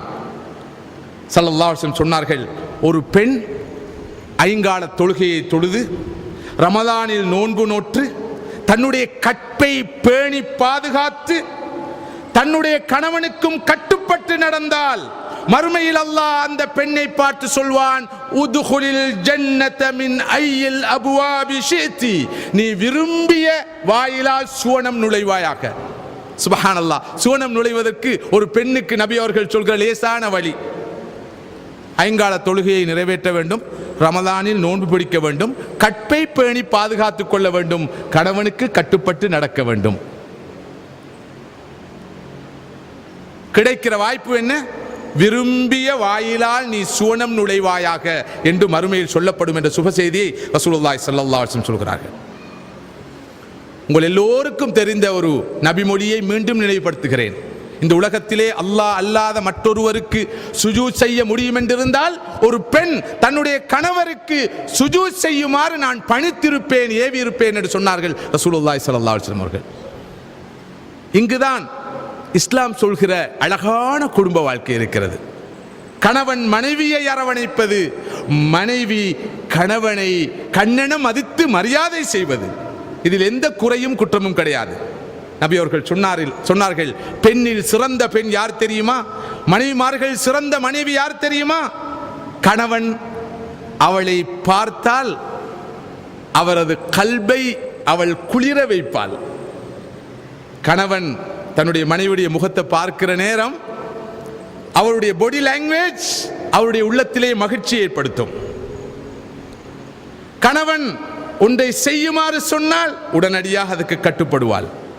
அவளை வைத்து கணவர் ஒரு சத்தியம் செய்தால் அந்த சத்தியத்தை உண்மைப்படுத்துவாள். கணவன் இல்லாத போது தன்னுடைய மானத்தை, கற்பை பேணி பாதுகாத்துக் கொள்வாள். தன்னுடைய கணவனுடைய சொத்தை, செல்வத்தையும் பேணி பாதுகாப்பாள். அத்தகைய விசுவாசம் உள்ள பெண். சுப்ஹானல்லாஹ். ரசூலுல்லாஹி ஸல்லல்லாஹு அலைஹி வஸல்லம் சொல்கிற சந்தோஷமான குடும்ப வாழ்க்கை. குடும்ப வாழ்க்கையை வெற்றிகரமாக அமைத்துக் கொள்வது எப்படி என்ற ஒரு ஒர்க் ஷாப் நடக்கிறது. ஒரு செமினார் நடக்கிறது, ஒரு கான்ஃபரன்ஸ் நடக்கிறது, ஒரு அழகான டெலி டிராமா, ஃபேமிலி லைஃபை சக்சஸ்ஃபுல்லா அமைச்சு கொள்வது எப்படி, ஹவு டு வின், உங்களோட கணவனுடைய உள்ளத்தை கவர்வது எப்படி, மனைவியை மகிழ்விப்பது எப்படி, எத்தனையோ நிகழ்ச்சிகள் நடைபெறுகின்றன. ஆனால் அந்த நிகழ்ச்சியை நடத்துவர்கள் பெரும்பாலானவர்கள் குடும்ப வாழ்க்கையில் தோல்வி கண்டவர்கள். அந்த அனுபவத்தை வைத்தான் நடத்துகிறார்கள். எதையோ வைத்துக்கொண்டு எதையோ தேடுவது என்று சொல்வார்கள். எதை வைத்துக்கொண்டு எதை தேடுவது? கையிலே நெய்யை வைத்துக்கொண்டு வெண்ணெய் வைத்துக்கொண்டு நெய்யை தேடுவதா? அற்புதமான ஒரு மார்க்கத்தை, தெய்வீக மார்க்கத்தை கையில் வைத்துக்கொண்டு எங்கெங்கோ வழிகாட்டல்களை தேடி அடைவது எவ்வளவு கவலைக்குரியது. இஸ்லாமிய குடும்பத்திலே மனைவி கணவனை மதிப்பார், கணவன் தனது மனைவியின் மீது அன்பை கொட்டுவார். கணவனுடைய அனுமதி இல்லாமல் ஒரு சுன்னத்தான நோன்பை கூட ஒரு இஸ்லாமிய மனைவி நோக்க மாட்டார். கணவனுடைய அனுமதி இல்லாமல் கணவனுடைய சொத்தை கொடுக்க மாட்டார். செல்வத்திலிருந்து யாருக்கும் கொடுக்க மாட்டார். கணவனுடைய அனுமதி இல்லாமல் வீட்டிலிருந்து வெளியே செல்ல மாட்டார். அவ்வாறு சென்றால் அல்லாஹ்வுடைய சாபம், மலக்குகளுடைய சாபம் அவர் திரும்பி வருவரைக்கும் அவருக்கு கிட்டும் என்று சொன்னார்கள் ஸல்லல்லாஹு அலைஹி வஸல்லம் அவர்கள். கணவனுடைய அனுமதி இல்லாமல் கணவன் போகும் வரைக்கும் பார்த்திருந்து வீட்டை விட்டு ஒரு பெண் வெளியேறி செல்கிற போது அல்லாஹ்வுடைய சாபமும் மலக்குடைய சாபமும் அந்த பெண்ணின் மீது இறங்குகிற போது அந்த பெண் வாழும் வீட்டில் அமைதி இருக்குமா? சந்தோஷம் இருக்குமா? எனவே அமைதியை தேடுவதற்கு என்ன வழி? எங்கட வீட்டில் அமைதி இல்லாததுக்கான காரணத்தை கண்டுபிடிச்சிட்டேன். நேற்றிரவு தான் கண்டுபிடித்தேன். இப்போதுதான் ரகசியம் விளங்கி. இந்த பெண்களுடைய ஆழத்தை எங்களால் கண்டுபிடிக்க ரொம்ப கஷ்டம். என்னாண்டா, எங்க வீட்டில் டிவி இருக்குது, ஆனா அந்த டிவி அந்த லேட்டஸ்ட் அந்த எல்ஜி என்ன ஃபிளட்டா என்ன மாடலா எல்இடியா எல்இடியாக இல்லை. இதனால தான் நம்ம வீட்டில் எல்லா பிரச்சனையும் சரியம்மா நாளைக்கே கொண்டு வந்து இருக்குது. இதுக்கு பிறவாது அல்ஹம்துலில்லாஹ் நிம்மதியா இருக்கலாம். இப்படித்தான் வீட்டில் அமைதியை வரவழைப்பதற்கான வழிவகைகளை செய்து கொண்டிருக்கிறோம். என்ன வீட்டில் மகள் கொஞ்சம் மூட் அவுட்டா இருக்கிறா, ஓ அதுவா, பிஸ்ஸா ஹட்டுக்கு போய் 3 மாதமா, மெக்டொனால்ட்ஸை கண்டு 4 மாதமா, கேஎஃப்சியை பார்த்து 2.5 மாதமா.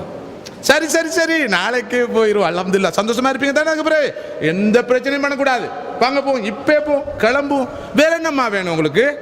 சந்தோஷத்தை தேடுறதுக்கான வழிகள் நிச்சயமாக இவற்று கூட சந்தோஷம் வராது, ஃபன் வரும். கண்டிப்பா போவோம், என்னையும் அழைச்சு கொண்டே போங்க. ஃபன்னும் தேவை, ஆனா happiness, eternal happiness, peace of mind இவற்று கூட நிச்சயமா வரப்போறதில்லை. தன்னுடைய கணவருக்கும் உதவுவார், கணவனை மதிப்பது போல கணவருடைய குடும்பத்தை மதிப்பார். இது இஸ்லாம். இஸ்லாம். ரசூலுல்லாஹி ஸல்லல்லாஹு அலைஹி வஸல்லம் அவர்கள் ஹதீஜா ரலியல்லாஹு அன்ஹா அவர்களுடைய குடும்பத்தை சேர்ந்த யாராவது வந்தால், அவருடைய நண்பிகள் யாராவது வந்தால் ஓடிப்போய் அவர்களை வரவேற்று உபசரிப்பார்களாம். கேட்டால் சொல்வார்களாம், என்னுடைய அருமை மனைவி ஹதீஜாவுடைய நண்பி, அந்த காலத்தில் ஹதீஜா ஹயாத்தோடு இருந்த போது இந்த பெண் அடிக்கடி வருவாள், அவளை நான் மதிக்க வேண்டுமே என்று சொல்வார்களாம் ஸல்லல்லாஹு அலைஹி வஸல்லம் அவர்கள். இது யாரை மதித்தாலும் இந்த மாப்பிள்ளை வீட்டு ஆட்கள் இந்த பக்கம் திரும்பி பார்க்க கூடாது. பிரச்சனை இங்க தான் தொடங்குது. அதே போல எவரும் வரலாம், எவரும் போகலாம், உங்க வீட்டு ஆட்கள் இங்க வரக்கூடாது. வந்தாவே இந்த நிம்மதி போயிடும். எங்கே இஸ்லாம்? எங்கே நபி வழி? எங்கே சுன்னா? எங்கே சலஃபுடைய வாழ்க்கை முறை? சகோதரர்களே, சிந்தித்து பாருங்கள். மனைவியை மதிப்பது போல மனைவியுடைய குடும்பம் அரவணைக்கப்பட வேண்டும். கணவனை மதிப்பது போல கணவருடைய குடும்பத்தவர்கள் மதிக்கப்பட வேண்டும். அப்போது அமைதி வரும். இது இஸ்லாத்துடைய வழிகாட்டல். கணவனுக்கு நன்றி சொல்ல வேண்டும். கணவனுக்கு ஜஸாக்கல்லாஹு ஹைரன், ரொம்ப தேங்க்ஸ், ரொம்ப நன்றி என்று வாழ்க்கையில் சொன்னவர்கள் எத்தனை பேர்? நபி அவர்கள் சொல்கிறார்கள், தன்னுடைய கணவனுக்கு நன்றி சொல்லாத பெண்ணை அல்லாஹ் மறுமையில் ஏறெடுத்தும் பார்க்க மாட்டான். எல்லோருக்கும் நன்றி, சின்ன உதவி செஞ்சா போதும், ரொம்ப தேங்க்ஸ், அல்லாஹ் உங்களுக்கு நிறைய கூலிய தரணும் ஸ்ரீதேவி, எவ்வளவு பெரிய உபகாரம் செஞ்சிட்டீங்க, வாழ்க்கையிலே உங்களை மறக்க மாட்டேன். எங்கேயோ போற ஒரு ஆளுக்கு கணவர் கொண்டு வருவாரு, ஸ்ரீதேவி உங்களை நினைச்சு இந்த துணியை கொண்டு வந்தேன், வைங்க, இதையா கொண்டு வந்தீங்க, இதுதானா கிடைச்சிச்சு, எப்பவும் இப்படித்தானே, சரி சரி இதையாவது கொண்டு வந்தீங்களே பெரிய விஷயம், அடுத்த முறையாவது ஒழுங்கா பார்த்து கொண்டு வாங்க. இப்படி சொல்லாதீங்கம்மா, ஜஸாக்கல்லாஹு ஹைரன், அல்லாஹ் உங்களுக்கு நற்கூலி தரட்டும், என்ன ஞாபகம் வச்சு இதை கொண்டு வந்தீங்களே ரொம்ப நல்லா இருக்குது, ஏன் இவ்வளவு விலை கொடுத்து வாங்கினீங்க, வீணாதியா வாங்கிட்டீங்க என்று சொல்ல வேணும்னு சொன்னா, அப்படி சொல்லாதே. சொன்னா அடுத்த முறை கொண்டு வரவே மாட்டாரு. கொண்டு வந்தாலும் இதை விட குறைஞ்ச விலையில கொண்டு வருவார். எப்போ எதை கொண்டு வந்தாலும் சொல்லு, இது பொருத்தம் இல்லை, இது சரியில்லை, இது தரமா இல்லைன்னு சொல்லு, அப்பதான் அடுத்த முறை ஒழுங்கா கொண்டு வருவார். எப்படி அழகான நிம்மதியான குடும்ப வாழ்க்கைக்கு நமது சமுதாயம் காட்டுகிற வழிகாட்டுகள். நபி ஸல்லல்லாஹு அலைஹி வஸல்லம் உடைய வாழ்க்கையிலும் சரி, குர்ஆனுடைய கண்ணோட்டத்திலும் சரி, நமது வாழ்க்கையில் வெற்றி பெறுவதற்கு 2 பண்புகள் மிக முக்கியமானவை. லஇன் ஷக்கர்தும் லஅஸீதன்னக்கும், நீங்கள் நன்றியோடு நடந்து கொண்டால் இன்னும் இன்னும் உங்களுக்கு நான் அதிகரித்து தருவேன். அல்லாஹ்வுடைய வாக்கு. நீங்கள் நன்றியோடு நடந்து கொண்டால் இன்னும் இன்னும் அதிகரித்து தருவேன். வலஇன் கஃபர்தும், நீங்கள் நன்றி கட்ட விதத்தில் நடந்து கொண்டால் என்னுடைய அதாபு மிக கடுமையாக இருக்கும். இது முதலாவது பண்பு, நன்றி சொல்லும் பண்பு, கிரேட்ஃபுல்னஸ். இரண்டாவதாக பணிவு. மன் தவாதா லில்லாஹ் ரஃபஅஹுல்லாஹ், யார் அல்லாஹ்வுக்காக பணிவோடு நடந்து கொள்கிறாரோ அல்லாஹ் அவருடைய நிலையை உயர்த்துவான். மதிப்புக்குரிய சகோதரர்களே சகோதரிகளே, ஒரு மனைவி தனது கணவனால் அரவணைக்கப்பட வேண்டுமா? இஸ்லாம் சில ஒழுங்குகளை சொல்கிறது. வீட்டுக்கு வருகிற கணவனை வரவேற்க வேண்டும், வாங்க வாங்க என்று வரவேற்க வேண்டும். வீட்டிலே மாலை நேரம் கதவு தட்டப்படுகிறது, யாரு? நான் தான். இனி வர வேண்டியது தானே, உங்க வீடு, வர வேண்டியது. கதவால் வர முடியாதா? ஜன்னலாலாவது வரலாம். இதுக்கெல்லாம் இந்த நாள் நான் வந்தா திறக்கணும், சரி வரவேற்பு, உரிமையோடு வரவேற்கிறார்களாம். என்ன நினைக்கிறார்? அடி அங்க போனா வரவேற்பு, இங்க போனாலும் வரவேற்பு, எல்லா இடத்துலையும் வரவேற்பு, நம்ம வீட்டில் மாத்திரம் ஏன் இந்த அளவு கோல்ட் ரிசப்ஷனா இருக்குது? இங்குதான் நாம் தவறு விடுகிறோம், நல்லெண்ணத்தோடு தவறு விடுகிறோம். கணவன் வரும்போது வரவேற்க வேண்டும், சந்தோஷமாக வரவேற்க வேண்டும், அன்போடு வரவேற்க வேண்டும். எத்தனை பேர் கணவன்மார் வீட்டை விட்டு செல்லும் போது வழி அனுப்புவதற்காக தலைவாசல் வரை சென்று ஃபீ அமானில்லா, அல்லாஹ்வுடைய காவல், போய் வாருங்கள். அன்றைய ஆரம்பகால இஸ்லாமிய பெண்மணி சொன்னது போல, இத்தகில்லாஹ ஃபீனா, கணவரே, தொழிலுக்கு செல்பவரே, உழைக்க செல்பவரே, எங்களுடைய விஷயத்தில் நீங்கள் அல்லாஹ்வை பயந்து கொள்ளுங்கள். வலா துதைம்னா இல்லல் ஹலால், ஹலாலை சம்பாதித்து ஹலாலை மாத்திரம் எங்களுக்கு உணவாக தாருங்கள் என்று சொல்லி அனுப்புகிற எத்தனை பெண்மணிகள் இந்த சமூகத்தில் இருக்கிறார்கள். அந்த பெண்மணிகள் உருவாகிவிட்டால் வீடு சுவர்க்கமாக மாறும். சகோதரர்களே சகோதரிகளே, மறுமைக்கு முன்னால் சுவனத்தை இந்த உலகத்தில் அனுபவிப்போம். கணவனுக்கு சொல்ல வேணும், உழைங்க, சம்பாதிங்க, ஹலாலை மட்டும் தேடிக்கொண்டு வந்து எங்களுக்கு உணவாக தாருங்க, வேறு எதுவும் எங்களுக்கு வேண்டாம். சந்தோஷம் வரும், ஓடி வரும், நாடி வரும். எம்மை பின்னால் சந்தோஷமும் மகிழ்ச்சியும் நிறைவும் துரத்தும். இல்லாத போது இன்றைக்காவது அதை வாங்கிட்டு வாங்க. எத்தனை நாள் தான் சொல்றேன், எப்படியாவது வாங்கிட்டு வாங்க. ஒவ்வொருத்தனும் வாங்கிட்டு வரத்தானே செய்யறான், ஏன் உங்களால் மட்டும் முடியாது என்று சொன்னா இவர் ரொம்ப இறுக்கத்தோடு போறாரு. வார நேரமே நடுங்கி கொண்டு வராரு. ஏனென்றா சொன்ன பொருளை வாங்க முடியல. வரும்போது வாங்க, சந்தோஷமா வாங்க. அல்லாஹ்ட காவல்ல போய் வந்துட்டீங்களா? ஏதாவது பிரச்சனைக்கு முகம் கொடுத்தீங்களா? ஹலால் ஹராம் பிரச்சனை வந்துச்சா? வட்டியோடு சம்பந்தப்பட்ட பிரச்சனை வந்துச்சா? மார்க்க முரணான பிரச்சனை முகம் கொடுக்க வேண்டிய வந்துச்சா? அல்லாஹ் உங்களை பாதுகாப்பான் என்று வரவேறுங்க. சுப்ஹானல்லாஹ், வீட்டில் சந்தோஷம் ஓடி வரும். எதுவும் தேவையில்லை, பிஸாவும் தேவையில்லை, பர்கர் பண்ணும் அவசியம் இல்லை, சம்மரினும் தேவையில்லை, மாஜரினும் தேவையில்லை. சந்தோஷம் வீட்டில் நிரம்பி வழியக்கூடிய நிலை வரும். சகோதரர்களே சகோதரிகளே, இன்னொரு விஷயத்தை நான் சகோதரிக்கு சொல்ல விரும்புகிறேன். நபி ஸல்லல்லாஹு அலைஹி வஸல்லம் அவர்கள் சொன்னார்கள், அன்பளிப்புகளை பகிர்ந்து கொண்டு அன்பை வளர்த்துக் கொடுங்கள். அன்பளிப்பு, கணவன் மனைவிக்கு அன்பளிப்பு கொடுக்க வேண்டும், மனைவி கணவனுக்கு அன்பளிப்பு கொடுக்க வேண்டும். உங்களுக்காக நான் இந்த பொருளை வாங்கி வைத்திருக்கிறேன், உங்களுக்கு விருப்பமான ஒரு பொருளை இன்று நான் உங்களுக்கு அன்பளிப்பு செய்ய போகிறேன் இன்று மேனர்ஸ், எட்டிகட்ஸ், கர்டசி இவையெல்லாம் யாரோ சொல்லித்தர வேண்டிய விஷயமா போச்சு. நான் அண்மையில் சகோதரர் ஃபெரோஸ்கான் அவர்களுக்கு தெரிந்த ஒரு முஸ்லீம் அல்லாத சோடியை பார்த்தேன்.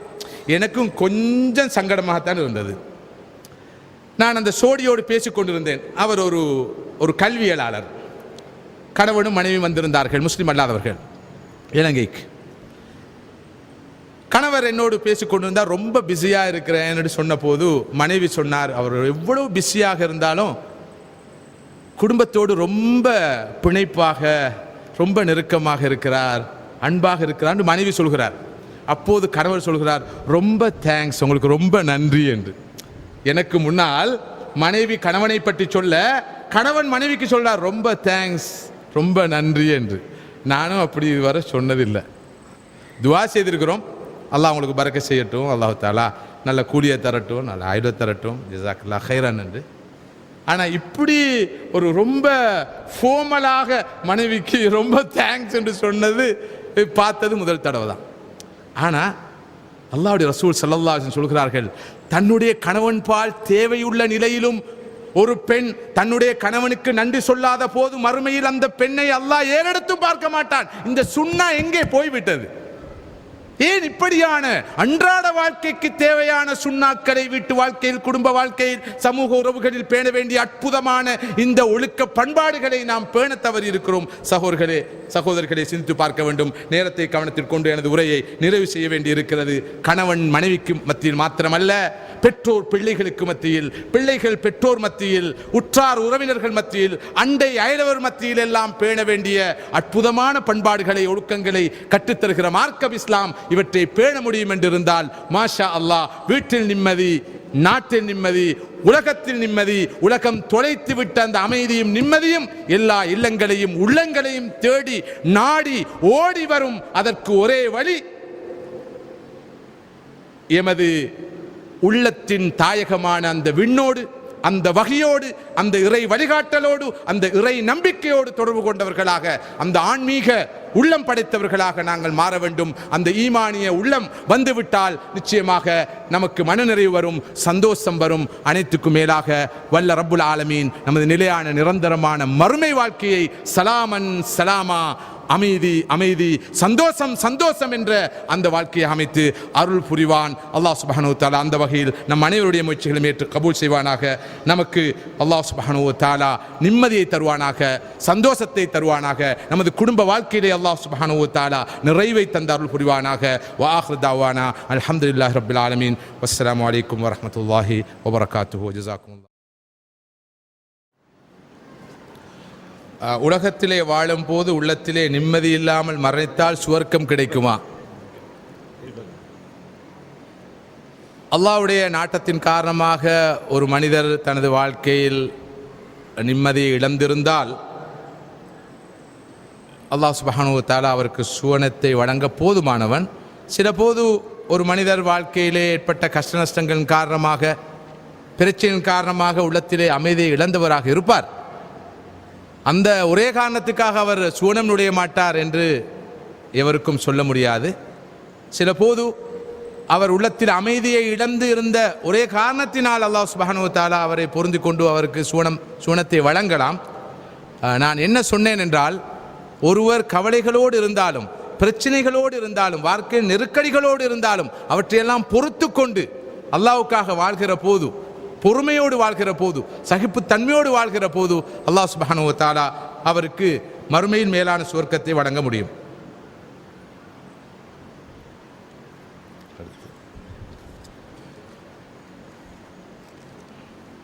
ஒரு பொருளை தனக்கு பிடிக்கவில்லை என்றால் முகத்தை சுளிப்பது சரியா? அதிகமான கணவன்மார்கள் இதை செய்கிறார்கள். அதிகமான மனைவிமார்களும் அதை செய்கிறார்கள் என்று நான் சேர்த்துக்கொள்கிறேன். ஒரு பொருளை தனக்கு பிடிக்கவில்லை என்றால் முகத்தை சுளிப்பது சரியா? அதிகமான கணவன்மார்கள் இதை செய்கிறார்கள், அதிகமான மனைவிமார்களும் இதை செய்கிறார்கள். கணவனாக இருக்கட்டும், மனைவியாக இருக்கட்டும், குடும்ப வாழ்க்கையில் பரஸ்பரம் புரிந்துணர்வு தேவை, மியூச்சுவல் அண்டர்ஸ்டாண்டிங், விட்டுக்கொடுப்பு தேவை, சகிப்புத்தன்மை தேவை. ஸல்லல்லாஹு அலைஹி வஸல்லம் அவர்களை பற்றி சஹாபாக்கள் சொல்கிறார்கள், மா ஆபன் நபி ஸல்லல்லாஹு அலைஹி வஸல்லம் தாமன் கத்து. நபி அவர்கள் எப்போதும் எந்த உணவையும் குறை சொல்ல மாட்டார்கள்.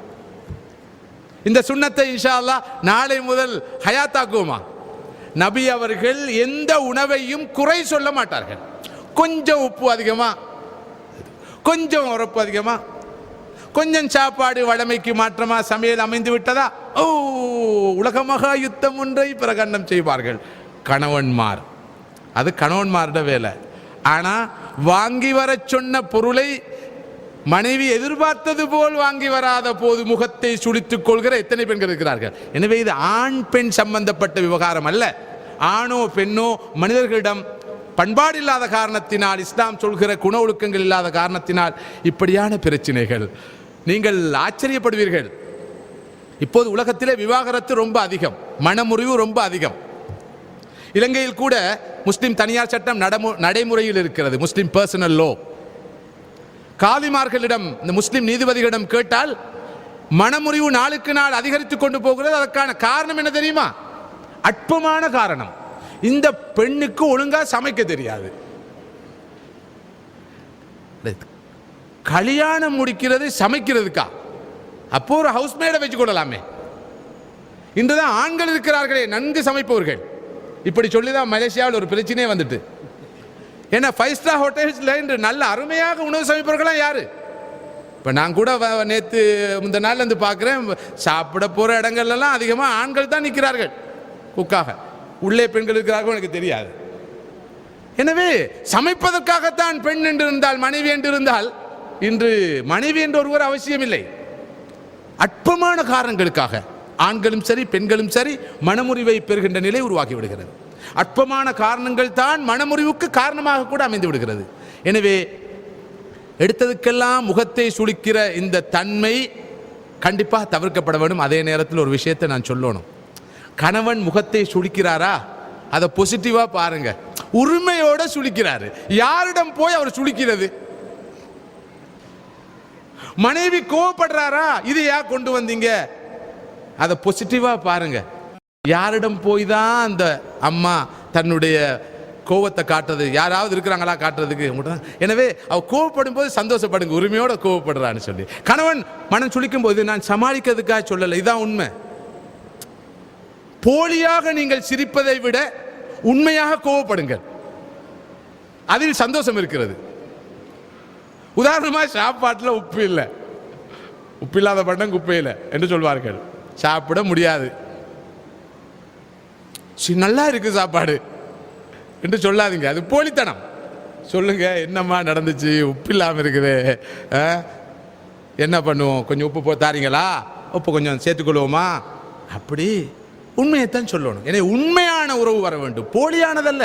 இன்று சொல்லிக் கொடுக்கிறார்கள் கணவனை திருப்திப்படுத்துவது எப்படி, first, second, third, fourth, fifth. எனவே இவர்கள் படித்துட்டு போய் அப்படி மகிழ்விக்கிறார்கள். இது போலியானது. மனைவியை மகிழ்விப்பது எப்படி, அதற்கான டிப்ஸா சொல்லிக் கொடுக்கிறார்கள். இந்த டிப்ஸ் எல்லாம் சரி வராது. உள்ளத்தின் ஆழத்திலிருந்து வர வேண்டும், அது தூய்மையாக இருக்க வேண்டும். எனவே முகத்தை சுளிப்பதை கூட நாங்கள் உடன்பாடாக பார்க்கலாம், அதற்காக சுளிக்க வேண்டும் என்று நான் சொல்லவில்லை.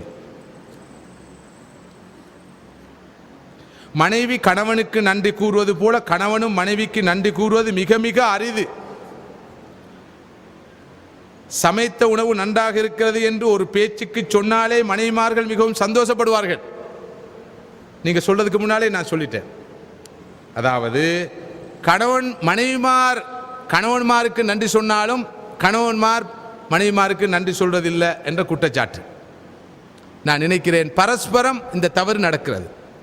கணவன்மார் மனைவிமாருக்கு நன்றி சொல்வதும் குறைவாக இருக்கிறது, மனைவிமாரும் மனம் விட்டு கணவன்மாரை பாராட்டுவது ரொம்ப குறைவாக இருக்கிறது. சமைத்த உணவை நன்றாக இருக்கிறது என்று சொல்கிற கணவன்மார் நிறைய பேர் இருக்கிறார்கள், இல்லாமல் இல்லை. அப்படிப்பட்டவர்களாக நாம் அனைவரும் மாற வேண்டும், மனம் விட்டு சொல்லுவோம். நபி அவர்களுடைய ஒரு முக்கியமான சுன்னத், ஒருவரை நேசித்தால் வாய் திறந்து சொல்ல வேண்டும், இன்னி உஹிப்புக ஃபில்லாஹ், சகோதரரே அல்லாஹ்வுக்காக உங்களை நான் நேசிக்கிறேன். சொல்ல வேண்டும், சகோதரரே அல்லாஹ்வுக்காக உங்களை நான் நேசிக்கிறேன். நேற்று ஒரு சகோதரரை பார்த்தேன், இங்கு அவர் இருப்பதாக தெரியவில்லை. நேற்று நிகழ்ச்சி முடிவடைந்து இறுதியாக என் பக்கத்தில் வந்து சொன்னார், நான் அல்லாஹ்வுக்காக உங்களை சந்திப்பதற்காக வந்தேன் என்று. நான் அவரை இதுக்கு முன்பு பார்த்ததில்லை, இங்கும் அவர் தெரியவில்லை. பிறகு நான் அவரை பக்கத்தில் அழைத்து, அல்லாஹ்வுக்காக என்னை பார்க்க வந்தீர்கள் என்று சொல்கிறீர்கள், அல்லாஹ்வுக்காக என்னை நேசிக்கிறீர்களான்னு கேட்டேன். அதைத்தான் நான் சொல்ல வந்தேன், அல்லாஹ்வுக்காக நான் உங்கள் மீது அன்பு கொண்டிருக்கிறேன், அதனால் தான் வந்தேன் என்று சொன்னார். இது இவ்வாறு சொல்லுவது, தூய்மையாக சொல்லுவது ஸல்லல்லாஹு அலைஹி வஸல்லம் ஒரு முக்கியமான சுன்னா. சொல்லுங்கள், மனம் விட்டு சொல்லுங்கள். கணவனை பார்த்து மனைவி, மனைவியை பார்த்து கணவன், பெற்றோரை பார்த்து பிள்ளைகள், பிள்ளைகளை பார்த்து பெற்றோர் சொல்ல வேண்டும், மகனே உன்னை நான் நேசிக்கிறேன். இது அன்பை காட்டக்கூடாது, காட்டினா கெட்டு போவான். மாணவனுக்கு அன்பு காட்டினா அவனுக்கு தத்துவ கிறுக்கு வரும், வித்துவ காய்ச்சல் வரும். பாராட்டக்கூடாது, பாராட்டினா உருப்பட மாட்டான்.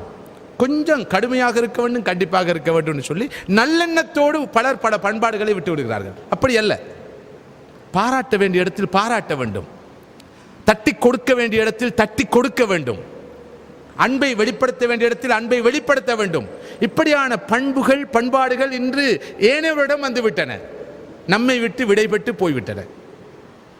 எனவே மதிப்புக்குரிய சகோதரர்களே, இஸ்லாம் சொல்கிற இத்தகைய குடும்ப வாழ்க்கையோடு சம்பந்தப்பட்ட நல்ல பண்புகளை நாம் கொஞ்சம் வெக்கம் கூச்சம் பார்க்காமல் ஹயாத்தாக்க வேண்டும். இப்போ திடீரென்று வீட்டில் போய் ஜஸாக்கில்லா ஹைரன் என்று சொன்னால் என்ன இது, எத்தனை நாளைக்கு சொல்ல போறீங்க, அந்த சொல்ல விட மாட்டான். எத்தனை நாளைக்கு இந்த சூடு இருக்கும், சைத்தான் வந்துடுவான். எனக்கு தெரியும் பல வீடுகளில் இப்போது அந்த நிலை மாறிவிட்டது. எல்லோருக்கும் சலாம் சொல்வார்கள், கணவன் மனைவிக்கு சலாம் சொல்றதில்லை, மனைவி கணவனுக்கு சலாம் சொல்றதில்லை. குழந்தைகள் பெற்றோருக்கு சலாம் சொல்றதில்லை, பெற்றோர் குழந்தை மரியாதையா. அடே, வாப்பாவுக்கு தந்தைக்கு தேவையில்லாத சலாமா அடுத்தவருக்கு தேவைப்படுகிறது. அஸ்ஸலாமு அலைக்கும் வரஹ்மத்துல்லாஹி வபரகாத்துஹு வாப்பா, வலைக்கும் அஸ்ஸலாம் வரஹ்மத்துல்லாஹி வபரகாத்துஹு மகனே, தம்பி என்று சொல்வதை விட வேறு என்ன இருக்கிறது? பிழையான மரபுகள். நான் சும்மா அறிந்து கொள்வதற்காக கேட்கிறேன். வீட்டில் கணவன் மனைவி பெற்றோர் பிள்ளைகள் சலாம் சொல்லிக் கொள்வர்கள் கொஞ்சம் கையொடுத்துங்க, ஆண்கள் மாத்திரம். மாஷா அல்லாஹ், ஜஸாக்குமுல்லாஹ் ஹைரன், ஹயாத்தாக்கும். இதெல்லாம் பெரிய சுன்னாக்கள். சலாம், அப்ப வீட்டில் சலாம் அதிகரிக்கிற அளவுக்கு என்ன வரும்? சலாம் அதிகரிக்கும் அளவுக்கு சலாம், பீஸ், சாந்தி வரும், சமாதானம் வரும், ரஹ்மத்து வரும், பரக்கத்து வரும். ஷைத்தான் ஓட்டம் பிடிப்பான். சொல்லிக்கொண்டே இருப்போம். காலை எழுந்தவுடன் சொல்லுவோம், அஸ்ஸலாமு அலைக்கும் வரஹ்மத்துல்லாஹி வபரகாத்துஹு, எல்லாரும் சௌக்கியமா சோமா இருக்கிறீங்களான்னு கேட்போம். என்ன உங்களுக்கு திடீர்னு என்ன நடந்தது என்று கேட்காதீங்க. இதான் இஸ்லாம். யாராவது டிவியில சொன்னதை, சினிமாவில் சொன்னதை, டிராமால சொன்னதை எவ்வளவு பெரிய ஃபேஷனாக எடுக்கிறோம். அந்த காப்பு வந்திருக்குது, அது எந்த காப்பு, அதுக்கு ஒரு பேரு. அந்த சாரி வந்திருக்குது, என்ன வெக்கம் வருது இல்லையா? இந்த சாரி என்று ஒரு கூத்தண்ட, ஒரு கூத்திட, ஒரு நடிகண்ட, ஒரு நடிகையிட, ஒரு பாடகண்ட, ஒரு பாடகிட ஒரு பொருளை போய் வெக்கம் இல்லாம கூச்சம் இல்லாம கேட்கிறோம் என்று வெக்கப்படுறோமா? தெரியுமா இது என்ன சாரி என்று சொல்லி அதுக்கு ஒரு பேரு, இது என்ன காப்பு உண்டு அதுக்கு ஒரு பேரு, இது என்ன வளையல் உண்டு அதுக்கு ஒரு பேரு, என்ன சொல்றதுக்கு நம்ம ஊர்ல காது போடு சொல்லுவாங்க, தோடு, தோடு, இது என்ன இதுக்கு பேருண்டெல்லாம் வெக்கம் இல்லாம தானே கேட்கிறோம். ஏன் அல்லாஹ் ரசூலுடைய வழிகாட்டல்களை வாழ்க்கையில கடைபிடிக்கிறதுக்கு மட்டும் வெக்கம் வருது என்றா ஷைத்தான் வந்துடுறான், வெக்கத்தை தந்துடுறான். இது சரியில்லை, இது வெக்கம்னு சொல்லி ஹயாத்தாக்கும். இஸ்லாமிய கலாச்சாரத்தை, இஸ்லாமிய பண்பாடுகளை, இஸ்லாமிய ஒழுக்கங்களை, இஸ்லாமிய வழிமுறைகளை, நபி அவர்களுடைய சுன்னாக்களை வெக்கம் கூச்சம் இல்லாமல் ஹயாத்தாக்குவோம். அமைதி வரும், நிம்மதி வரும்.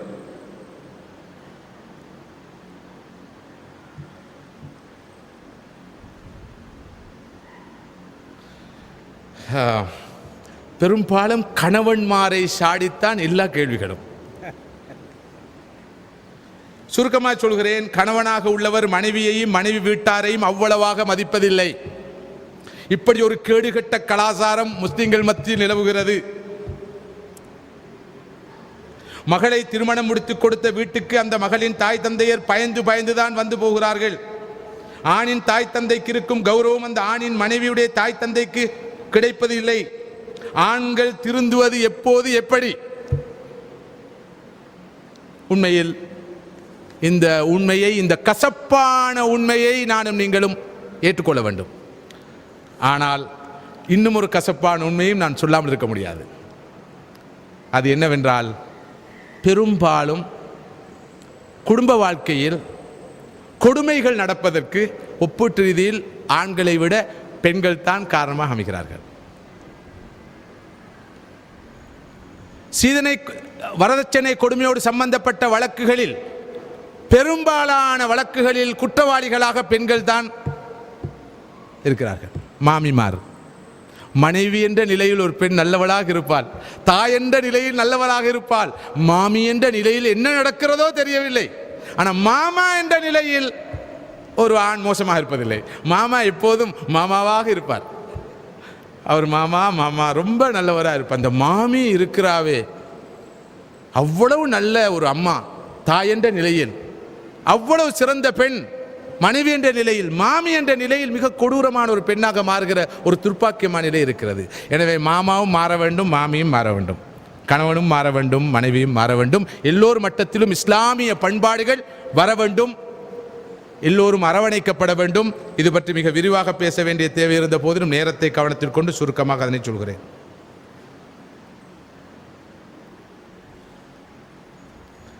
ஒரு கணவர் வீட்டில் பிரச்சனை இருப்பதால் அலுவலகத்தில் அதிக நேரம் கழித்துவிட்டு வருவதை சிலாகித்து கூறினீர்கள். இதுவும் உங்களுக்கு தான். சில வீடுகளில் கணவனாக அல்லது தந்தையாக உள்ள குடும்ப தலைவன் வீட்டுக்கு வந்தாலே மன நிம்மதியை இழக்கின்ற குடும்ப உறுப்பினர்கள் நிலையை சொல்லியிருந்தால் நன்றாக இருக்கும். நான் இது வாசித்து காட்டுவது சொல்வதுதான். நான் இதனை வாசித்து காட்டுவது உங்கள் சார்பில் அதனை சொல்கிறேன். சில வீடுகளில் கணவனாக அல்லது தந்தையாக உள்ள குடும்ப தலைவன் வீட்டுக்கு வந்தாலே மன நிம்மதியை இழக்கின்ற குடும்ப உறுப்பினர்களின் நிலையை சொல்லியிருந்தால் நன்றாக இருந்திருக்கும். தமிழ் முஸ்லிம் ஆண்களில் பெரும்பாலானவர்கள் தமது மனைவியிடம் இரண்டு விஷயத்தை தான் எதிர்பார்க்கிறார்கள். 2 விஷயங்களை சொல்லியிருக்கிறார். கேடுகட்ட ஜாகிலியத்தில் உள்ள ஆணாதிக்கம் கலிமா சொன்ன நம்மையும் ஆட்டி படைக்கிறது. என்று எமது மனைவியை நல்ல தோழியாக கணவன் பார்க்கிறாரோ அன்றைய நிம்மதி எனும் தென்றல் வீசும். நண்பர்களை நலம் விசாரிக்கும் பல ஆண்கள் தமது மனைவியை எப்படி நலம் விசாரிக்கிறார்கள் தெரியுமா? கடமைக்காக. இன்றைய இந்த உரையை கேட்டதிலிருந்து நான் திருந்துகிறேன் என்று எல்லோரையும் உறுதிமொழி எடுக்க சொல்லுங்கள்.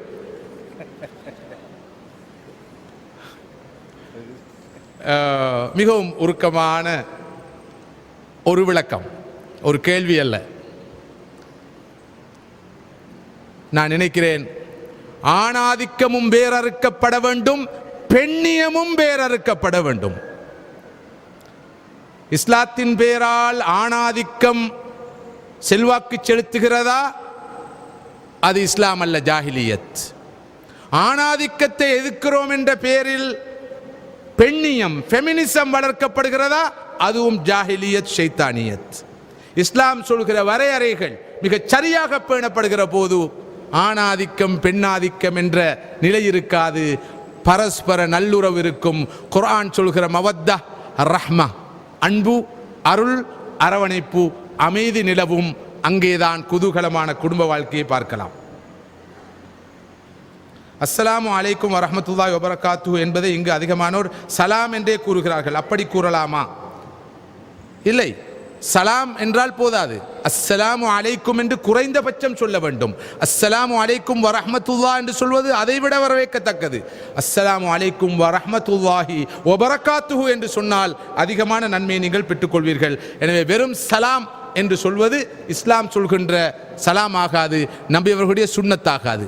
எல்லாத்தையும் சுருக்கி விட்டார்கள். எல்லாம் ஷார்ட் ஃபார்ம், எல்லாம் சும்மா பாஸ்வேர்ட், எல்லாம் பின்கோட், எல்லாம் இப்போது ஷோர்ட்டாவி சலாம், ரலி, சல். ரசூல் சல் சொல்கிறார்கள். என்ன சல்? ஸல்லல்லாஹு அலைஹி வஸல்லம். அலி ரலி சொல்கிறார்கள். ரலி அல்ல, அலி ரலியல்லாஹு அவர்கள். சலாம் அல்ல, அஸ்ஸலாமு அலைக்கும் வரஹ்மத்துல்லாஹி வபரகாத்துஹு. ரொம்ப பிஸியா போனார்கள் மனிதர்கள், எல்லாத்தையும் சுருக்கிட்டார்கள். அம்மாண்டு சொல்றது கூட நேரம் இல்லை, எனவேதான் மம் என்று சொல்கிறார்கள். மம். அப்பான்னு சொல்றதுக்கு நேரம் இல்லை, அதை சுருக்கி டேட் என்று சொல்கிறார்கள். ரொம்ப பிஸியா போயிட்டாங்க. எனவேதான் பிஸ்மில்லா ரஹ்மான் ரஹீமை கூட 786 சுருக்கிட்டார்கள். அப்ப 786 சொன்னா நன்மை கிடைக்குமா? குர்ஆனுடைய ஒரு எழுத்து ஓதினா 10 நன்மைகள் கிடைக்கும். அலிஃப் லாம் மீம் என்று சொன்னால் 30 நன்மைகள் கிடைக்கும் என்று சொன்னார்கள் ரசூலுல்லாஹி ஸல்லல்லாஹு அலைஹி வஸல்லம் அவர்கள். எனவே குர்ஆனை ஓத வேண்டும், அதன் வார்த்தைகளை வசனங்களை ஓத வேண்டும். அதே போல நபி அவர்கள் கற்றுத்தந்த திக்ர்களை ஔராதுகளை மனம் குளிர கல்பு குளிர வாய் திறந்து முழுமையாக சொல்ல நாம் கடமைப்பட்டிருக்கிறோம்.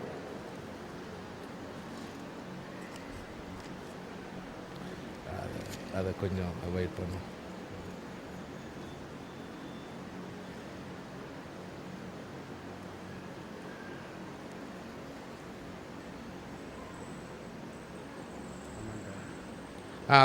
இது ஒரு கமெண்ட். அதாவது இந்த நிகழ்ச்சியை பாராட்டி துஆ செய்திருக்கிறார்கள். ஜஸாஹுமுல்லாஹு கைரன், அவர்களுக்கு நற்கூலியை அல்லாஹ் வழங்குவானாக. இரண்டாவது திருமணம் முடிக்க முதல் மனைவியிடம் சம்மதம் வாங்க வேண்டுமா? ரொம்ப சர்ச்சைக்குரிய ரொம்ப சென்சிட்டிவான ஒரு கேள்வி.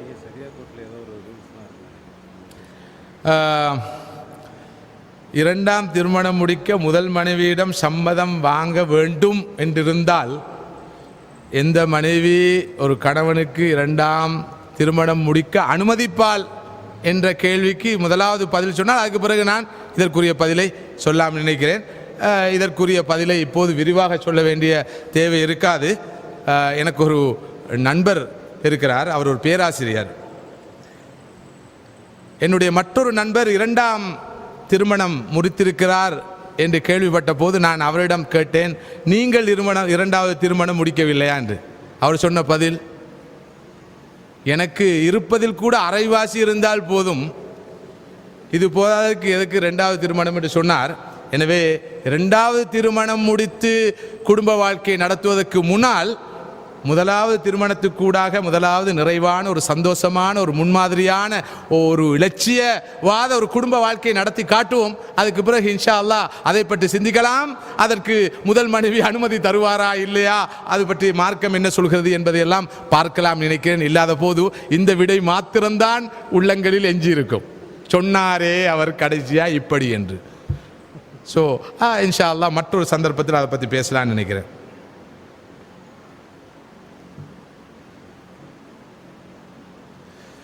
இன்னும் எவ்வளோ நேரம் இருக்குது?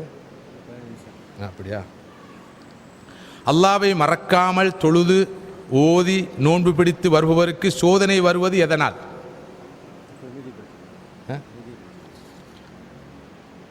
அது அடுத்த கேள்வி. சோதனை வருவது எதனால்? வாழ்க்கையின் யதார்த்தத்தை தெளிவாக புரிந்து கொள்ள வேண்டும். அல்லாஹ் சொல்கிறான், அல்லதி ஹலக்கல் மௌத்த வல் ஹயாத்த லியபுலுவக்கும் ஐயுக்கும் அஹ்சனு அமலா. உங்களில் யார் நல்ல காரியம் சிறந்த அமல் செய்கிறார் என்பதை சோதித்து பார்ப்பதற்காகவே அல்லாஹ் ஹயாத்தையும் மௌத்தையும் வாழ்க்கையும் மரணத்தையும் படைத்திருக்கிறான். உலக வாழ்க்கை என்பது ஒரு சோதனை களம். இந்த யதார்த்தத்தை மிக தெளிவாக புரிந்து கொள்ள வேண்டும். வாழ்க்கை என்பது சோதனை களம். அல்லாஹ் மற்றொரு இடத்துல சொல்றான், வநபுலுக்கும் பில் கைரி வஷர்ரி ஃபித்னா வஇலைனா துர்ஜாவுன். நாங்கள் உங்களை நன்மையை கொண்டும் சோதிப்போம், தீமையை கொண்டும் சோதிப்போம். இங்கு ரொம்ப சுவாரஸ்யமான விஷயம் என்னவென்றால், பலர் சோதனை என்றால் என்ன நினைக்கிறார்கள்? தொழில் இல்லையா சோதனை, வருமானம் குறைந்து விட்டதா சோதனை, குடும்பத்திலே யாராவது வஃபாத்தாகி விட்டார்களா சோதனை, வறுமை வந்து விடுகிறதா சோதனை. அது மாத்திரமல்ல சோதனை, வருமானம் ஒரு சோதனை, காசு பணம் ஒரு சோதனை, பணம் பட்டம் ஒரு சோதனை, அறிவு ஞானம் ஒரு சோதனை, வாழ்க்கையே சோதனை தான்.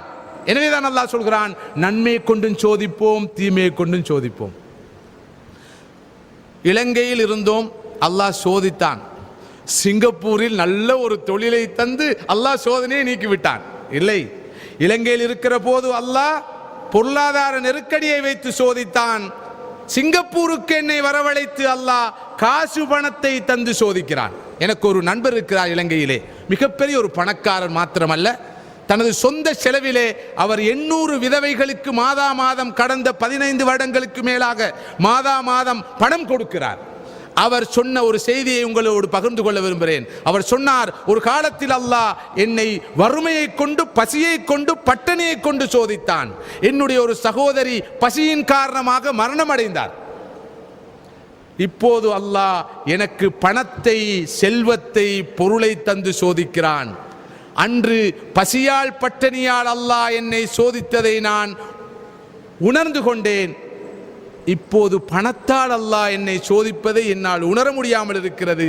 ஆனால் உண்மையில் வறுமையால் சோதிப்பதை விட, பசி பட்டினியால் சோதிப்பதை விட அல்லாஹ் காசை, பொருளை, பதவியை, பட்டத்தை தந்து சோதிப்பதுதான் பயங்கரமான சோதனை என்று அவர் சொன்னார். இந்த சோதனையை நான் வெற்றி பெற வேண்டும் என்பதற்காகத்தான் இப்படியான காரியங்களில், பொது பணிகளில், சமூக பணிகளில், தீனுடைய பணிகள் நான் ஈடுபடுகிறேன் என்று அவர் சொன்னார். எனவே சோதனை என்றால் கவலைகள் மாத்திரம்தான் நினைக்காதீர்கள். நல்ல கணவன் கிடைப்பதும் ஒரு சோதனை தான், நல்ல மனைவி கிடைப்பதும் ஒரு சோதனை தான். மறுமையில் அது பற்றி விசாரிக்கப்படுவோம். நல்லொரு கணவன் கிடைத்தும் இப்படி நடந்து கொண்டாயே,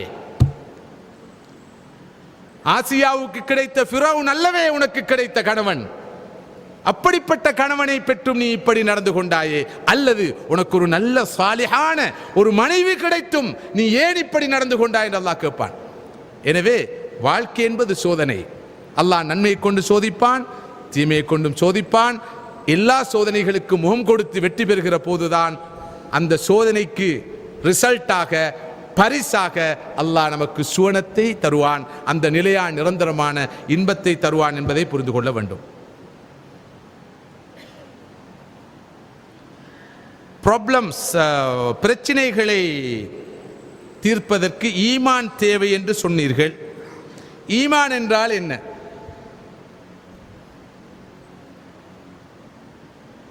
என் மனைவிக்கு என் குடும்பத்தார் பல மனக்கஷ்டங்களை கொடுக்கிறார்கள். அவர்களை நான் மன்னிக்கும்படி கூறினேன். அதனால் பிரச்சனைகள் ஏற்படுகிறது. என் மனைவிக்காக சில வார்த்தைகள். ஈமான் என்றால் இறை நம்பிக்கை, ஆழமான இறை நம்பிக்கை. படைத்த இறைவனை ஏற்று நம்பி அவனில் தங்கி எமது பொறுப்புகளை அவனில் சுமத்தி பாரம் சாட்டி வாழுகிற அந்த மனோநிலையைத்தான் ஈமான் என்று சுருக்கமாக சொல்கிறோம். இன்னும் விரிவாக சொல்வதாக இருந்தால், படைத்த இறைவனை ஏற்றுக்கொண்டு, அவனது நபியை ஏற்றுக்கொண்டு, மறுமை வாழ்க்கையை ஏற்றுக்கொண்டு, அல்லாஹ்வுடைய தீர்ப்பை, முடிவை, நிர்ணயத்தை, கலாவை, கதிரை ஏற்றுக்கொண்டு, மரணத்துக்கு பின்பு இருக்கிற வாழ்க்கையை, சுவனத்தை, நரகத்தை ஏற்றுக்கொண்டு வாழ்கிற வாழ்க்கைக்கு பேர் ஈமான். அடுத்ததாக, எனது மனைவிக்கு எனது குடும்பத்தார் பல மன கஷ்டங்களை கொடுக்கிறார்கள். பல மனைவிமாருக்கு பல கணவன்மாருடைய குடும்பத்தார் பல வகையான மன கஷ்டங்களை கொடுக்கிறார்கள். இது ஜாஹிலியத், இது ஜாஹிலியத். எவருடைய உள்ளத்தையும் புண்படுத்துவது, நோவிப்பது மிகப்பெரிய பாவம். அல் முஸ்லிமு மன் சலிமல் முஸ்லிமூன மின் லிசானிஹி வ யதிஹி. உண்மையான முஸ்லிம் யார் தெரியுமா? அவருடைய கையாலோ அல்லது வாயினாலோ அடுத்தவருக்கு எந்த தீங்கும் நடக்கக்கூடாது. அவர்தான் உண்மையான முஸ்லிம் என்று சொன்னார்கள் ஸல்லல்லாஹு அலைஹி வஸல்லம் அவர்கள். லைஸல் முஃமின் பித்தாஆன் வலல் லஆன் வலல் ஃபாஹிஷ் வலல் முத்தஃபஹிஷ். ஒரு மூமின் ஏசுபவர் அல்ல, தூற்றுபவர் அல்ல, திட்டுபவர் அல்ல, குறை சொல்பவர் அல்ல, பண்பாடு கட்ட அநாகரிகமான வார்த்தைகள் பேசுபவர் அல்ல. எனவே மாமியாக இருக்கட்டும், மாமாமாக இருக்கட்டும், கணவனாக இருக்கட்டும், மனைவியாக இருக்கட்டும், கெட்ட வார்த்தை பேசுகிறாரா, மனதை புண்படுத்துகிறாரா, கேவலப்படுத்துகிறாரா, பரிகசிக்கிறாரா? சொல்லுங்கள். ஒரு இறை விசுவாசி கெட்ட வார்த்தை பேச மாட்டார், தூற்ற மாட்டார், அவமதிக்க மாட்டார், உள்ளத்தை புண்படுத்த மாட்டார். எனவே நம் அனைவருக்கும் இன்று தேவை இந்த தீன், இந்த தீனுடைய போதனைகள், வழிகாட்டல்கள், ரசூலுல்லாஹி ஸல்லல்லாஹு அலைஹி வஸல்லம் சுன்னாக்கள். இவை ஹயாத்தாக்கப்படுகிற போதுதான் மாற்றம் வரும். வெறும் வார்த்தைகள் மாத்திரம் எந்த மாற்றத்தையும் ஏற்படுத்தாது. சகோதரர்களே, சகோதரிகளே, இந்த மார்க்கத்தை ஆழமாக நம்பி வாழ்க்கையில் கடைபிடிப்போம். அல்லாஹ் சொல்லிவிட்டானா கட்டுப்படுவோம், நபி அவர்கள் சொல்லிவிட்டார்களா கட்டுப்படுவோம், எமது ஆரம்பகால இமாம்கள், அறிஞர்கள் சொல்லியிருக்கிறார்களா கட்டுப்படுவோம். இந்த மனோநிலை வர வேண்டும்.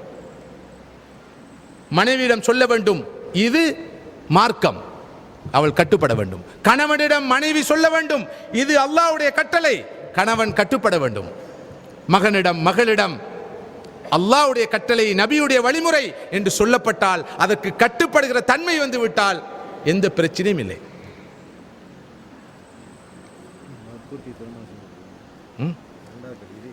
ஆமா ஆமா. பிள்ளைகளை திருமணம் வயது வந்ததும் வற்புறுத்தி திருமணம் செய்து வைக்கலாமா? திருமண வயது வந்துவிட்டால் திருமணம் முடிப்பது ஒரு மார்க்க கடமை. அந்நிக்காஹு மின் சுன்னதி, திருமணம் முடிப்பது என்பது எனது சுன்னாவின் பாட்பட்டதாகும். ஃபமன் ரகிபான் சுன்னதி ஃபலைஸ மின்னி, யார் எனது சுன்னத்தை வெறுக்கிறார்களோ அவர்கள் என்னை சேர்ந்தவர்கள் அல்ல என்று சொன்னார்கள் ரசூலுல்லாஹி ஸல்லல்லாஹு அலைஹி வஸல்லம் அவர்கள். எனவே திருமண வயது வந்துவிட்டால் திருமணம் முடித்து வைக்க வேண்டும். நபி அவர்கள் சொன்னார்கள் 3 விஷயங்களுக்காக அவசரப்படலாம். 3 விஷயங்களுக்காக அவசரப்படலாம். அதில் ஒன்றுதான் ஒரு மகளுக்கு ஒரு மகனுக்கு பொருத்தமான வாழ்க்கை துணை கிடைத்துவிட்டால் உடனடியாக திருமணம் செய்து வைப்பது. அதுவும் குறிப்பாக நானும் நீங்களும் வாழ்கிற இந்த காலத்தை பொறுத்தவரை ஒழுக்க சீர்கேடுகள், அனாச்சாரங்கள், ஜாஹிலியத்துகள் மலிந்துவிட்ட இந்த காலத்தை பொறுத்தவரையில் இளைஞர்களாக இருக்கட்டும், யுவதிகளாக இருக்கட்டும், நேர காலத்தோடு நிக்காஹ் செய்து கொள்வதுதான் பாதுகாப்பானதும் மிக பொருத்தமானதும் மார்க்கம் பேணி நிற்கின்ற விஷயமும் கூட. எனவே அனாவசியமான தடைகளை உருவாக்கி கொண்டு இன்னும் படித்து முடிக்கவில்லை, எப்போ முடிப்பாராம் இவர் படிச்சு, டிகிரி முடிஞ்சாச்சு, அதுக்கு பிறகு போஸ்ட் கிராஜுவேட், அதுக்கு பிறகு இன்னொரு கோர்ஸ், அதுக்கு பிறகு கோர்ஸ். இதனால் என்ன நடக்கிறது? அந்த ஆண் அந்த பெண் தன் கண்களால் பாவம் செய்கிறார், காதுகளால் பாவம் செய்கிறார், உள்ளத்தால் பாவம் செய்கிறார். இவற்றுக்கெல்லாம் காரணமாக பெற்றோர்கள் அமைந்து விடுகிறார்கள், அவர்களும் அமைந்து விடுகிறார்கள்.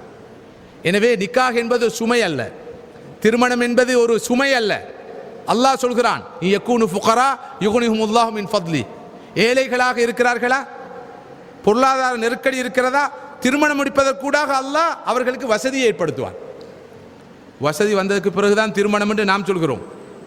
அல்லாஹ் சொல்கிறான் திருமணம் முடித்தால் அல்லாஹ் வசதி ஏற்படுத்துவான் என்று. அல்லாஹ் தான் ரஸாக், நாங்கள் அல்ல. எனவே அந்த வகையில் திருமணம் முடிக்கக்கூடிய வயது வந்துவிட்டால் ஆணுக்கோ பெண்ணுக்கோ அவசரமாக திருமணம் முடித்து வைப்பதுதான் எல்லா வகையிலும் பொருத்தமானது, உகந்தது. வற்புறுத்தி திருமணம் முடித்து வைப்பது என்று சொல்வதன் மூலம் என்ன கருதுகிறார்கள் என்று எனக்கு விளங்கவில்லை. ஆமாம், சரி, யாரையும் வற்புறுத்தக்கூடாது. அதாவது ஆணாக இருக்கட்டும் பெண்ணாக இருக்கட்டும் அனுமதி கோரப்பட வேண்டும். ஆணை பொறுத்தவரையில் அவருடைய தெளிவான விருப்பம் வெளிப்படுத்தப்பட வேண்டும். பெண்ணை பொறுத்தவரையில் விதவையாக இருந்தால் அந்த பெண்ணுடைய விருப்பம் தெளிவாக கோரப்பட வேண்டும். கன்னி பெண்ணாக இருந்தால் நபி அவர்கள் சொன்னார்கள், இதுனுஹா சுமாத்துஹா, அவளிடம் அனுமதி கேட்க வேண்டும், விருப்பத்தை கோர வேண்டும். அவளுடைய விருப்பம் பெரும்பாலும் மௌனமாக இருக்கும். அந்த காலம் மலையேறி விட்டது.